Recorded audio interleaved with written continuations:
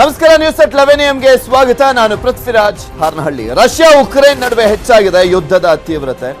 ಯಾವುದೇ ಕ್ಷಣದಲ್ಲಾದರೂ ಕೂಡ ಪರಮಾಣು ದಾಳಿಯಾಗುವಂತ ಸಾಧ್ಯತೆ ಇದೆ ಅಂತಲೂ ಕೂಡ ಹೇಳಲಾಗ್ತಾ ಇರುವಂತದ್ದು. ರಷ್ಯಾ ಕೊಟ್ಟಿರುವಂತ ಸೂಚನೆಯ ಹಿನ್ನೆಲೆಯಲ್ಲಿ ಒಂದು ಪರಮಾಣು ವಿಚಾರಕ್ಕೆ ಸಂಬಂಧಪಟ್ಟಂತೆ ಆಲ್ಮೋಸ್ಟ್ ಎಲ್ಲಾ ದೇಶಗಳು ಈ ವಿಚಾರಕ್ಕೆ ಸಂಬಂಧಪಟ್ಟಂತೆ ಆತಂಕವನ್ನು ವ್ಯಕ್ತಪಡಿಸಿದ್ದಾರೆ. ಮೋದಿ ನೇತೃತ್ವದಲ್ಲಿ ಇದೇ ವಿಚಾರಕ್ಕೆ ಸಂಬಂಧಪಟ್ಟಂತೆ ಹಾಗೆ ನಮ್ಮ ಭಾರತೀಯರನ್ನ ಹೇಗೆ ವಾಪಸ್ ಕರ್ಕೊಂಡ್ಬರ್ಬೇಕು ಅನ್ನುವಂಥ ವಿಚಾರಕ್ಕೆ ಸಂಬಂಧಪಟ್ಟಂತೆ ಉನ್ನತ ಮಟ್ಟದ ಸಮಿತಿ ಸಭೆ ಶುರುವಾಗಿದೆ. ಕೇಂದ್ರ ಸಚಿವರನ್ನ ಕಳುಹಿಸಿ ವಿದ್ಯಾರ್ಥಿಗಳ ರಕ್ಷಣೆಗೆ ಈಗ ಒಂದು ಸಭೆಯನ್ನ ಮಾಡಲಾಗ್ತದೆ. ಈ ಒಂದು ಪ್ಲಾನ್ ಅನ್ನು ಕೂಡ ಮಾಡಲಾಗ್ತಾ ಇರುವಂತದ್ದು. ಅಂದ್ರೆ ಕೇಂದ್ರ ಸಚಿವರುಗಳನ್ನೇ ಅಲ್ಲಿ ನಿಯೋಜನೆ ಮಾಡಿಬಿಡೋಣ. ಆ ಬಾರ್ಡರ್ನಲ್ಲಿ, ಉಕ್ರೇನ್ನ ಬಾರ್ಡರ್ನಲ್ಲಿ ಇರುವಂತಹ ದೇಶಗಳಿದಾವಲ್ಲ, ಈಗ ಏರ್ ಲಿಫ್ಟ್ ಮಾಡಲಾಗ್ತಾ ಇದೆಯಲ್ಲ, ಹಂಗೇರಿ, ರೊಮೇನಿಯಾ, ಸ್ಲೋವೇಕಿಯಾ, ಹಾಗೆ ಪೋಲ್ಯಾಂಡ್, ಅಲ್ಲಿ ಕಳಿಸ್ಬಿಡೋಣ ಕೇಂದ್ರ ಸಚಿವರನ್ನ, ಅವ್ರು ಮ್ಯಾನೇಜ್ ಮಾಡಲಿ ಅನ್ನೋದ್ರ ಬಗ್ಗೆ. ಇಲ್ಲಿ ರಷ್ಯಾ ಉಕ್ರೇನ್ ನಡುವೆ ಹೆಚ್ಚಾಗಿದೆ ಯುದ್ಧದ ತೀವ್ರತೆ. ಸೊ ಹೀಗಾಗಿ ಈ ವಿಚಾರಕ್ಕೆ ಸಂಬಂಧಪಟ್ಟಂತೆ ಮಹತ್ವದ ಸಭೆ ನಡೀತಾ ಇರುವಂಥದ್ದು ಮೋದಿ ನೇತೃತ್ವದಲ್ಲಿ. ಇಲ್ಲಿ ಪ್ರಮುಖವಾಗಿ ರೊಮೇನಿಯಾ, ಪೋಲ್ಯಾಂಡ್ಗೆ ಕಳುಹಿಸಲಿಕ್ಕೆ ತೀರ್ಮಾನವನ್ನ ಮಾಡಲಾಗ್ತಾ ಇದೆ ಕೇಂದ್ರ ಸಚಿವರನ್ನ. General VK. ಸಿಂಗ್ ಕೂಡ ಕಳುಹಿಸಲಿಕ್ಕೆ ನಿರ್ಧಾರವನ್ನ ಮಾಡಲಾಗ್ತಾ ಇದೆ. General VK. ಸಿಂಗ್ ಅವರನ್ನ ಕೂಡ ಕಳಿಸುವಂತ ವಿಚಾರಕ್ಕೆ ಸಂಬಂಧಪಟ್ಟಂತೆ ಚರ್ಚೆ ಆಗ್ತಾ ಇರುವಂತದ್ದು. ನೋಡ್ಬೇಕು, ಕಾದ್ ನೋಡ್ಬೇಕು ಯಾರನ್ನು ಕಳಿಸ್ತಾರೆ ರೊಮೇನಿಯಾ ಮತ್ತು ಪೋಲ್ಯಾಂಡ್ಗೆ ಅಂತ. ಇಲ್ಲಿ ಪ್ರಮುಖವಾಗಿ ಏರ್ ಲಿಫ್ಟ್ ಆಗ್ತಾ ಇರುವಂತದ್ದು ಪೋಲ್ಯಾಂಡ್, ರೊಮೇನಿಯಾ ಮತ್ತೆ ಹಂಗೇರಿ, ಈ ಮೂರು ದೇಶಗಳು. ಇನ್ನ ಈ ದೇಶಗಳಿಗೆ ಕೇಂದ್ರ ಸಚಿವರನ್ನ ಯಾರನ್ನು ಕಳಿಸ್ಬೇಕು, ಯಾರು ಚೆನ್ನಾಗಿ ಮ್ಯಾನೇಜ್ ಮಾಡ್ತಾರೆ ಇಂತಹ ಸಂದರ್ಭದಲ್ಲಿ ಅಂತ ಆಕ್ಟಿವ್ ಇರುವಂತಹ ಸಚಿವರನ್ನ ಕಳಿಸುವಂತ ನಿಟ್ಟಿನಲ್ಲಿ ಪ್ರಧಾನಮಂತ್ರಿ ನರೇಂದ್ರ ಮೋದಿ ಅವರು ಚಿಂತನೆಯನ್ನ ಮಾಡ್ತಾ ಇರುವಂತದ್ದು. ಈ ವಿಚಾರಕ್ಕೆ ಸಂಬಂಧಪಟ್ಟಂತೆ ಮಹತ್ವದ ಸಭೆ ಕೂಡ ಆಗ್ತಾ ಇದೆ. ಯಾವ ರೀತಿಯಾದಂಥ ನಿರ್ಧಾರವನ್ನ ಕೈಗೊಳ್ತಾರೆ ಅನ್ನುವಂಥದ್ದನ್ನ ಕಾದು ನೋಡಬೇಕು. ಯಾವುದೇ ರೀತಿಯಲ್ಲೂ ಕೂಡ ಪ್ರಾಬ್ಲಮ್ಸ್ ಆಗಬಾರ್ದು ಅನ್ನುವ ಕಾರಣಕ್ಕೋಸ್ಕರ ಈ ಒಂದು ನಿರ್ಧಾರವನ್ನು ಮಾಡಲಾಗಿದೆ ಅಂತ ಹೇಳಲಾಗ್ತದೆ. ಇನ್ನು ಕೇಂದ್ರ ಸಚಿವರು ಹೋದಂತ ಸಂದರ್ಭದಲ್ಲಿ ಸಹಜವಾಗಿ ಅಲ್ಲಿನ ಸರ್ಕಾರಗಳ ಜೊತೆ ಕಾಂಟ್ಯಾಕ್ಟ್ ನಲ್ಲಿ ಇರ್ತಾರೆ. ಆ ಸರ್ಕಾರಗಳ ಜೊತೆ ಅವರು ಮಾಹಿತಿಯನ್ನು ಹಂಚಿಕೊಳ್ಳಿಕ್ಕೆ ಅವರ ಸಹಕಾರ ಇನ್ನೂ ಹೆಚ್ಚಿನ ಮಟ್ಟದಲ್ಲಿ ಸಿಗುತ್ತೆ ಅನ್ನುವ ಕಾರಣಕ್ಕೋಸ್ಕರ ಈ ಒಂದು ನಿರ್ಧಾರ ಇದ್ರೂ ಇರಬಹುದು. ಏಕೆಂದರೆ ನಮ್ಮ ರಾಯಭಾರಿ ಕಚೇರಿಗಳಿದಾವೆ ಅಲ್ಲಿ, ಆ ಎಲ್ಲ ದೇಶಗಳಲ್ಲೂ ಕೂಡ ರಾಯಭಾರಿ ಕಚೇರಿಗಳು ಇರ್ತವೆ. ಭಾರತದ್ದು ಎಲ್ಲ ದೇಶಗಳದ್ದು ಕೂಡ ಅಷ್ಟೇ, ನಮ್ಮ ಭಾರತದಲ್ಲೂ ಇದ್ದಾವೆ. ಹಂಗೆ ಭಾರತದ ರಾಯಭಾರಿ ಕಚೇರಿಗಳು ಆ ದೇಶದಲ್ಲೂ ಕೂಡ ಇದ್ದಾವೆ. ಅಲ್ಲಿನ ರಾಯಭಾರಿ ಕಚೇರಿಗಳ ಅಧಿಕಾರಿಗಳ ಜೊತೆಗೆ ನಮ್ಮ ಕೇಂದ್ರ ಸಚಿವರು ಇದ್ದಂಥ ಸಂದರ್ಭದಲ್ಲಿ ಇನ್ನಷ್ಟು ಉಪಕಾರ ಆಗುತ್ತೆ, ಸಹಾಯ ಆಗುತ್ತೆ. ಅಲ್ಲಿರುವಂಥ ದೇಶದವರ ಜೊತೆ ಮಾತನಾಡ್ಬೋದು. ಏಕೆಂದರೆ ಕೆಲವೊಂದು ಕಡೆ ಗಡಿಗಳಲ್ಲೂ ಕೂಡ ಸಮಸ್ಯೆ ಆಗ್ತಿರುವಂಥ ಹಿನ್ನೆಲೆಯಲ್ಲಿ ವಿದ್ಯಾರ್ಥಿಗಳಿಗೆ ಒಳಗಡೆ ಬಿಟ್ಕೊಳ್ಳಿಕ್ಕೆ ಕೆಲವರು ಹಿಂದೇಟನ್ನು ಹಾಕ್ತಾ ಇದ್ದಾರೆ, ಕಿರಿಕ್ಗಳು ಕೂಡ ಆಗ್ತಾ ಇದೆ ಅನ್ನುವಂಥ ಮಾಹಿತಿಗಳು ಲಭ್ಯವಾಗ್ತಾ ಇತ್ತು.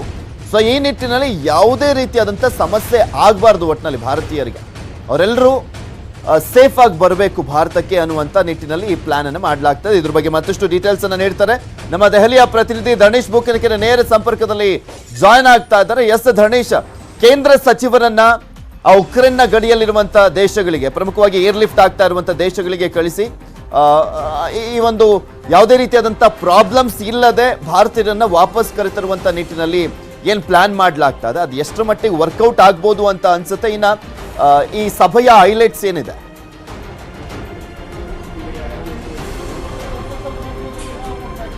ಪೃಥ್ವಿರಾಜ್, ಉಕ್ರೇನ್ನಲ್ಲಿ ಸುಮಾರು 20,000 ಭಾರತೀಯರಿದ್ದಾರೆ. ವಿಶೇಷವಾಗಿ ವಿದ್ಯಾರ್ಥಿಗಳು ಅಲ್ಲಿ ಇದ್ದಾರೆ. ಈಗ 5 ವಿಶೇಷ ವಿಮಾನಗಳ ಮೂಲಕ ಅವರನ್ನು ಕರೆತರುವಂಥ ಪ್ರಯತ್ನಗಳು ಆಗ್ತಿದ್ದಾವೆ. 5 ವಿಮಾನಗಳನ್ನು ಈಗಾಗಲೇ ಬಂದಿದ್ದಾವೆ. 5 ವಿಮಾನಗಳಲ್ಲಿ ಪ್ರತಿ ವಿಮಾನಗಳಲ್ಲಿ 250 ಜನ ಅಂತಂದ್ರೂ ಕೂಡ 1,400 ಜನ ಬಂದಿದ್ದಾರೆ. ಇನ್ನೂ 18,000 ಜನ ಬರಬೇಕಾಗಿರುವ ಕಾರಣಕ್ಕೋಸ್ಕರ ಮತ್ತು ಅದು ತಡ ಆಗ್ತಿದೆ, ಅಲ್ಲಿ ಯುದ್ಧ ಭೀತಿ ಜಾಸ್ತಿ ಆಗ್ತಿದೆ ಅನ್ನುವ ಹಿನ್ನೆಲೆಯಲ್ಲಿ ಈಗ ಕೇಂದ್ರ ಸರ್ಕಾರ ಒಂದು ಉನ್ನತ ಮಟ್ಟದ ಸಮಿತಿಯನ್ನು ಸಭೆ ನಡೆಸ್ತಿದೆ. ಪ್ರಧಾನಿ ನರೇಂದ್ರ ಮೋದಿ ಈ ಸಭೆಯನ್ನು ನಡೆಸ್ತಾ ಇದ್ದಾರೆ.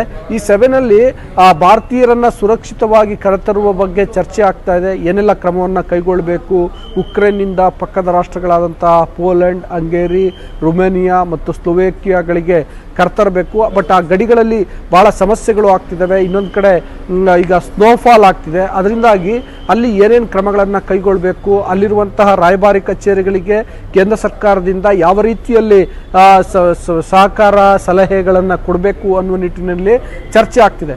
ಬಹಳ ಮುಖ್ಯವಾಗಿ ಅಲ್ಲಿಗೆ ಅಂದರೆ ಉಕ್ರೇನ್ ನೆರೆಯಲ್ಲಿ ಇರುವಂತಹ ಪೋಲ್ಯಾಂಡ್, ಹಂಗೇರಿ, ರುಮೇನಿಯಾ, ಸ್ಲೋವೇಕಿಯಾ ಈ ದೇಶಗಳಿಗೆ 4 ಕೇಂದ್ರ ಸಚಿವರನ್ನ ಕಳಿಸ್ಕೊಡ್ಲಿಕ್ಕೆ ಮತ್ತು ಆ 4 ಕೇಂದ್ರ ಸಚಿವರ ಜೊತೆ ರಾಯಭಾರಿ ಕಚೇರಿಗಳಿದಾವೆ. ಅಲ್ಲಿರುವಂತಹ ರಾಯಭಾರಿ ಕಚೇರಿಯಲ್ಲಿ ಅಧಿಕಾರಿಗಳು ಕೂಡ ಇರ್ತಾರೆ. ಈಗ ಹೋಗ್ತಾ ಇರುವಂತಹ ವಿಮಾನಗಳಲ್ಲೂ ಕೂಡ ಅಧಿಕಾರಿಗಳು ಹೋಗ್ತಾ ಇರುವಂತದ್ದು. ಏನ್ ಇಂಟೆನ್ಷನ್ ಕೇಂದ್ರ ಸಚಿವರು ಹೋಗ್ತಾ ಇರುವಂತದ್ದು ಅಲ್ಲಿಗೆ?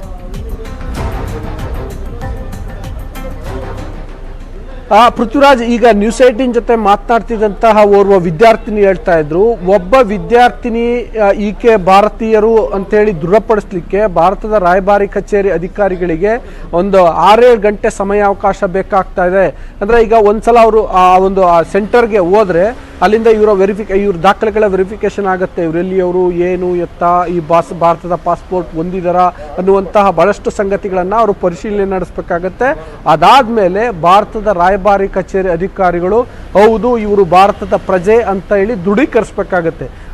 ಆ ರೀತಿ ದೃಢೀಕರಿಸಿದ ಬಳಿಕ ಮತ್ತು ಕೇಂದ್ರ ಸರ್ಕಾರದ ಪರವಾಗಿ ಅನುಮತಿ ನೀಡಿದ ಬಳಿಕ ಅವರನ್ನ ಉಕ್ರೇನ್ ದೇಶದಿಂದ ಪೋಲ್ಯಾಂಡು, ಹಂಗೇರಿ ಅಥವಾ ರುಮೇನಿಯಾದ ಒಳಗಡೆಗೆ ಬಿಟ್ಕೊಳ್ಳಾಗುತ್ತೆ. ಸೊ ಬಾರ್ಡರ್ನಲ್ಲಿ ಈ ಪ್ರೋಸೆಸ್ ಆಗ್ತಾ ಇದೆ. ಮೊದಲಿಗೆ ಆಕ್ಚುಲಿ ವೀಸಾ ವಿನಾಯಿತಿ ಕೊಟ್ಟರು ಕೂಡ ದಾಖಲೆಗಳನ್ನು ದೃಢೀಕರಿಸುವಂಥ ಕೆಲಸ ಆಗಲೇಬೇಕು, ಆಗ್ತಾ ಇದೆ. ಅದು ತಡ ಆಗ್ತಿದೆ. ಆ ಕಾರಣಕ್ಕೋಸ್ಕರ ಇದನ್ನ ಹೇಗೆ ಸರಳೀಕರಿಸಲಿಕ್ಕೆ ಸಾಧ್ಯ, ಬೇಗ ಬಂದವರೆಲ್ಲರನ್ನೂ ಕೂಡ ಬೇಗ ಉಕ್ರೇನ್ನಿಂದ ಬೇರೆ ಬೇರೆ ಭಾಗಗಳಿಗೆ ರಸ್ತೆಯಲ್ಲಿ ಸಾಗಿಸಿ ಅಲ್ಲಿಂದ ಏರ್ಲಿಫ್ಟ್ ಮಾಡಲಿಕ್ಕೆ ಹೇಗೆ ಸಾಧ್ಯ ಅನ್ನುವಂಥದ್ದನ್ನ ಅವ್ರ ಜೊತೆ ಆ ದೇಶಗಳ ಜೊತೆ ಸಮಾಲೋಚನೆಯನ್ನು ನಡೆಸಬೇಕಲ್ಲ.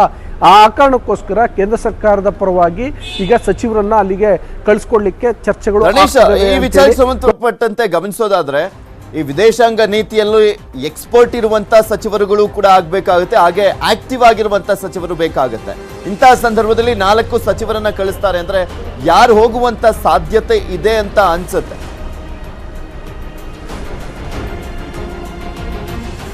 ಒಂದು ವಿದೇಶಾಂಗ ಸಚಿವರಾದಂಥ ಜೈಶಂಕರ್ ಹೋಗುವ ಸಾಧ್ಯತೆ ಇದೆ ಮತ್ತು ವಿದೇಶಾಂಗ ಇಲಾಖೆಯ ರಾಜ್ಯ ಖಾತೆ ಸಚಿವರನ್ನು ಕಳಿಸ್ಕೊಡುವ ಸಾಧ್ಯತೆಗಳು ಇರ್ತವೆ. ಮತ್ತು ಹಿಂದೆ ಇದೇ NDA ಸರ್ಕಾರದಲ್ಲಿ ಸುಷ್ಮಾ ಸ್ವರಾಜ್ ಅವರು ವಿದೇಶಾಂಗ ಇಲಾಖೆ ಇದ್ದಂಥ ಸಂದರ್ಭದಲ್ಲಿ ರಾಜ್ಯ ಸಚಿವರಾಗಿ ಕೆಲಸ ಮಾಡಿದಂಥವ್ರು, ಅಥವಾ ಈಗ ಫಾರ್ ಎಕ್ಸಾಂಪಲ್ ವಿಮಾನಯಾನ ಖಾತೆ ಸಚಿವ ಜ್ಯೋತಿರಾದಿತ್ಯ ಸಿಂಧ್ಯಾ ಅವರನ್ನು ಕಳಿಸ್ಕೊಡ್ಲಿಕ್ಕೆ ಸಾಧ್ಯತೆ ಇದೆ. ಆಕ್ಚುಲಿ ನಾನು ಆ ವಿಷಯವನ್ನ ಹೇಳ್ತಾ ಇದ್ದೆ, ನೀವು ಏನು ಇಂಟರ್ಫಿಯರ್ ಆದ್ರಿ. ಏನಂದ್ರೆ ಈಗ ನೋಡಿ, ಒಂದು ನಾನು ಇಷ್ಟೊತ್ತು ದಾಖಲೆಗಳ ಪರಿಶೀಲನೆಗೆ ದೃಢೀಕರಿಸಲಿಕ್ಕೆ ಸಮಯಾವಕಾಶ ಬೇಕಿದೆ ಅಂತ ಹೇಳಿದೆ. ಅದಲ್ಲದೆ ಈಗ ಇನ್ನೊಂದು ಸಮಸ್ಯೆ ಏನು ಅಂತಂದ್ರೆ ಅಲ್ಲಿ ಏರ್ ಟ್ರಾಫಿಕ್ ಜಾಸ್ತಿ ಆಗಿದೆ. ಭಾರತ ಹೇಗೆ ಈ ರೀತಿ ಪ್ರಯತ್ನವನ್ನ ಮಾಡ್ತಿದೆಯೋ ಅದೇ ರೀತಿ ಜಗತ್ತಿನ ಎಲ್ಲ ರಾಷ್ಟ್ರಗಳು ಇಂಥದೇ ಪ್ರಯತ್ನವನ್ನ ಮಾಡ್ತಿದ್ದಾವೆ. ಈ ಗಡಿ ಭಾಗದಲ್ಲಿ, ಉಕ್ರೇನ್ನ ಗಡಿ ಭಾಗದಲ್ಲಿರುವಂಥ ಪೋಲ್ಯಾಂಡು, ಹಂಗೇರಿ, ರುಮೇನಿಯಾ, ಸ್ಲೋವೇಕಿಯಾದಲ್ಲಿ ಆ ಗಡಿಯಲ್ಲಿರುವಂಥ ವಿಮಾನ ನಿಲ್ದಾಣಗಳು ಬಹಳ ಕಡಿಮೆ. ಸೊ ಅವರನ್ನ ದೇಶದ ಒಳಗಡೆಗೂ ಬಿಟ್ಕೊಂಡು ಬೇರೆ ವಿಮಾನ ನಿಲ್ದಾಣಗಳಿಂದನೂ ಕೂಡ ಏರ್ಲಿಫ್ಟ್ ಮಾಡಲಿಕ್ಕೆ ಚರ್ಚೆ ಮಾಡಬೇಕಾಗತ್ತೆ. ಅದಕ್ಕೆ ಆ ದೇಶಗಳ ಅನುಮತಿಯನ್ನು ಪಡ್ಕೊಳ್ಬೇಕಾಗತ್ತೆ. ಸೊ ಆಗ ಏರ್ ಟ್ರಾಫಿಕ್ನ ಸಮಸ್ಯೆ ಸ್ವಲ್ಪ ಕಡಿಮೆ ಆಗ್ಬೋದು. ಸೊ ಈ ರೀತಿಯದೆಲ್ಲ ಈ ಥರದ ಎಲ್ಲ ಸಂಗತಿಗಳನ್ನು ಆ ದೇಶದ ಜೊತೆಗೆ ಮಾತಾಡಲಿಕ್ಕೆ ಒಂದು ದೇಶದ ಪರವಾಗಿ ಅವರಿಗೆ ಒಂದು ಭರವಸೆಯನ್ನು ಕೊಟ್ಟು ಅವರ ಅನುಮತಿಯನ್ನು ಪಡ್ಕೊಳ್ಬೇಕಾಗುತ್ತೆ. ಅದರಿಂದಾಗಿ ಕೇಂದ್ರ ಸಚಿವರನ್ನ ಕಳಿಸೋ ಬಗ್ಗೆ ಸಮಾಲೋಚನೆಯನ್ನು ನಡೆಸ್ತಿದ್ದಾರೆ ಅಂತೇಳಿ ತಿಳಿದು ಬಂದಿದೆ. ಪೃಥ್ವಿರಾಜ್, ಓಕೆ, ಥ್ಯಾಂಕ್ ಯು ಧರ್ಣೀಶ್ ನಿಮ್ಮೆಲ್ಲ ಡೀಟೇಲ್ಸ್ಗಾಗಿ. ಇನ್ನು ಯುದ್ಧದ ಭೂಮಿಯಲ್ಲಿ ಸಿಲುಕಿರುವಂತಹ ಭಾರತೀಯರ ರಕ್ಷಣೆ ಆಪರೇಷನ್ ಗಂಗಾ ಹೆಸರಲ್ಲಿ ನಡೀತಾ ಇದೆ. ಭರದಿಂದ ಸಾಗ್ತಾ ಇರುವಂತದ್ದು ರಕ್ಷಣಾ ಕಾರ್ಯ. ಇಂದು ದೆಹಲಿಗೆ 5ನೇ ವಿಮಾನ ಆಗಮಿಸಿದ್ದು ಉಕ್ರೇನ್ನಿಂದ 249 ಜನ ಸುರಕ್ಷಿತವಾಗಿ ಆಗಮಿಸಿದ್ದಾರೆ. ಇದರಲ್ಲಿ 6 ಜನ ಕನ್ನಡಿಗರು ಸಹ ಆಗಮಿಸಿರುವಂಥದ್ದು. ಇದರೊಂದಿಗೆ ಒಟ್ಟು 37 ಕನ್ನಡಿಗ ವಿದ್ಯಾರ್ಥಿಗಳು ತಾಯ್ನಾಡಿಗೆ ಮರಳಿ ಬಂದಂತಾಗಿದೆ.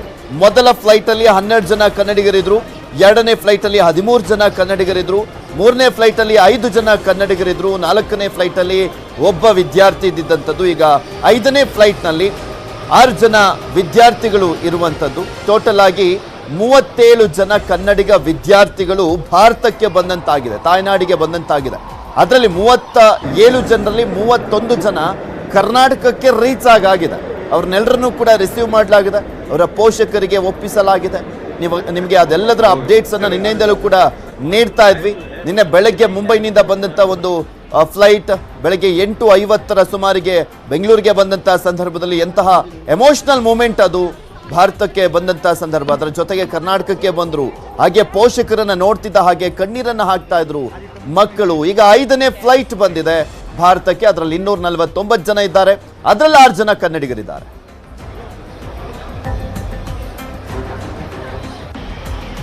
ದೆಹಲಿಗೆ ಕೋಲಾರ ಮೂಲದ ಭಾರತಿ ಎಂಬ ವಿದ್ಯಾರ್ಥಿನಿಯೂ ಕೂಡ ಬಂದಿದ್ದಾರೆ. ಭಾರತೀಯನ ನಮ್ಮ ಪ್ರತಿನಿಧಿ ಧರಣೇಶ್ ಬೂಕನಕೆರೆ ಮಾತನಾಡಿಸಿದ್ದಾರೆ, ನೋಡ್ಕೊಂಬರೋಣ. ಭಾರತಕ್ಕೆ ಮತ್ತೊಂದು ವಿಮಾನ ಬಂದಿದೆ. ಅದರಲ್ಲಿ 249 ಜನರ ವಿದ್ಯಾರ್ಥಿಗಳು ಬಂದಿದ್ದಾರೆ. ಆ ಪೈಕಿ 6 ಜನ ಕನ್ನಡಿಗರು ಇದ್ದಾರೆ. ಕನ್ನಡಿಗರೀಗ ದೆಹಲಿಯ ಕರ್ನಾಟಕ ಭವನಕ್ಕೆ ಬಂದಿದ್ದಾರೆ. ನಮ್ಮ ಜೊತೆ ನ್ಯೂಸ್ 18 ಜೊತೆ ಕೆಲವು ವಿದ್ಯಾರ್ಥಿಗಳು ಕೂಡ ಇದ್ದಾರೆ. ನಿಮಗೆ ಅಲ್ಲಿ ಏನು ಯಾವ್ಯಾವ ರೀತಿಯ ಅನಾನುಕೂಲಗಳಾಯ್ತು? ತುಂಬಾನೇ ಫೇಸ್ ಮಾಡಿದೀವಿ. ಅಲ್ಲಿರೋ ಇರಬೇಕಾದ್ರೆ ಯಾವಾಗ ಸೈರನ್ ಬರುತ್ತೋ ಗೊತ್ತಿಲ್ಲ, ಯಾವಾಗ ನಾವು ಬಂಕ್ಗೆ ಹೋಗ್ಬೇಕೋ ಗೊತ್ತಿಲ್ಲ. ತುಂಬಾನೇ ಆಹಾರ ಸಮಸ್ಯೆ ಆಯಿತು, ನೀರೆಲ್ಲ ತುಂಬ ಪರದಾಡಂತಹ ಆಯಿತು.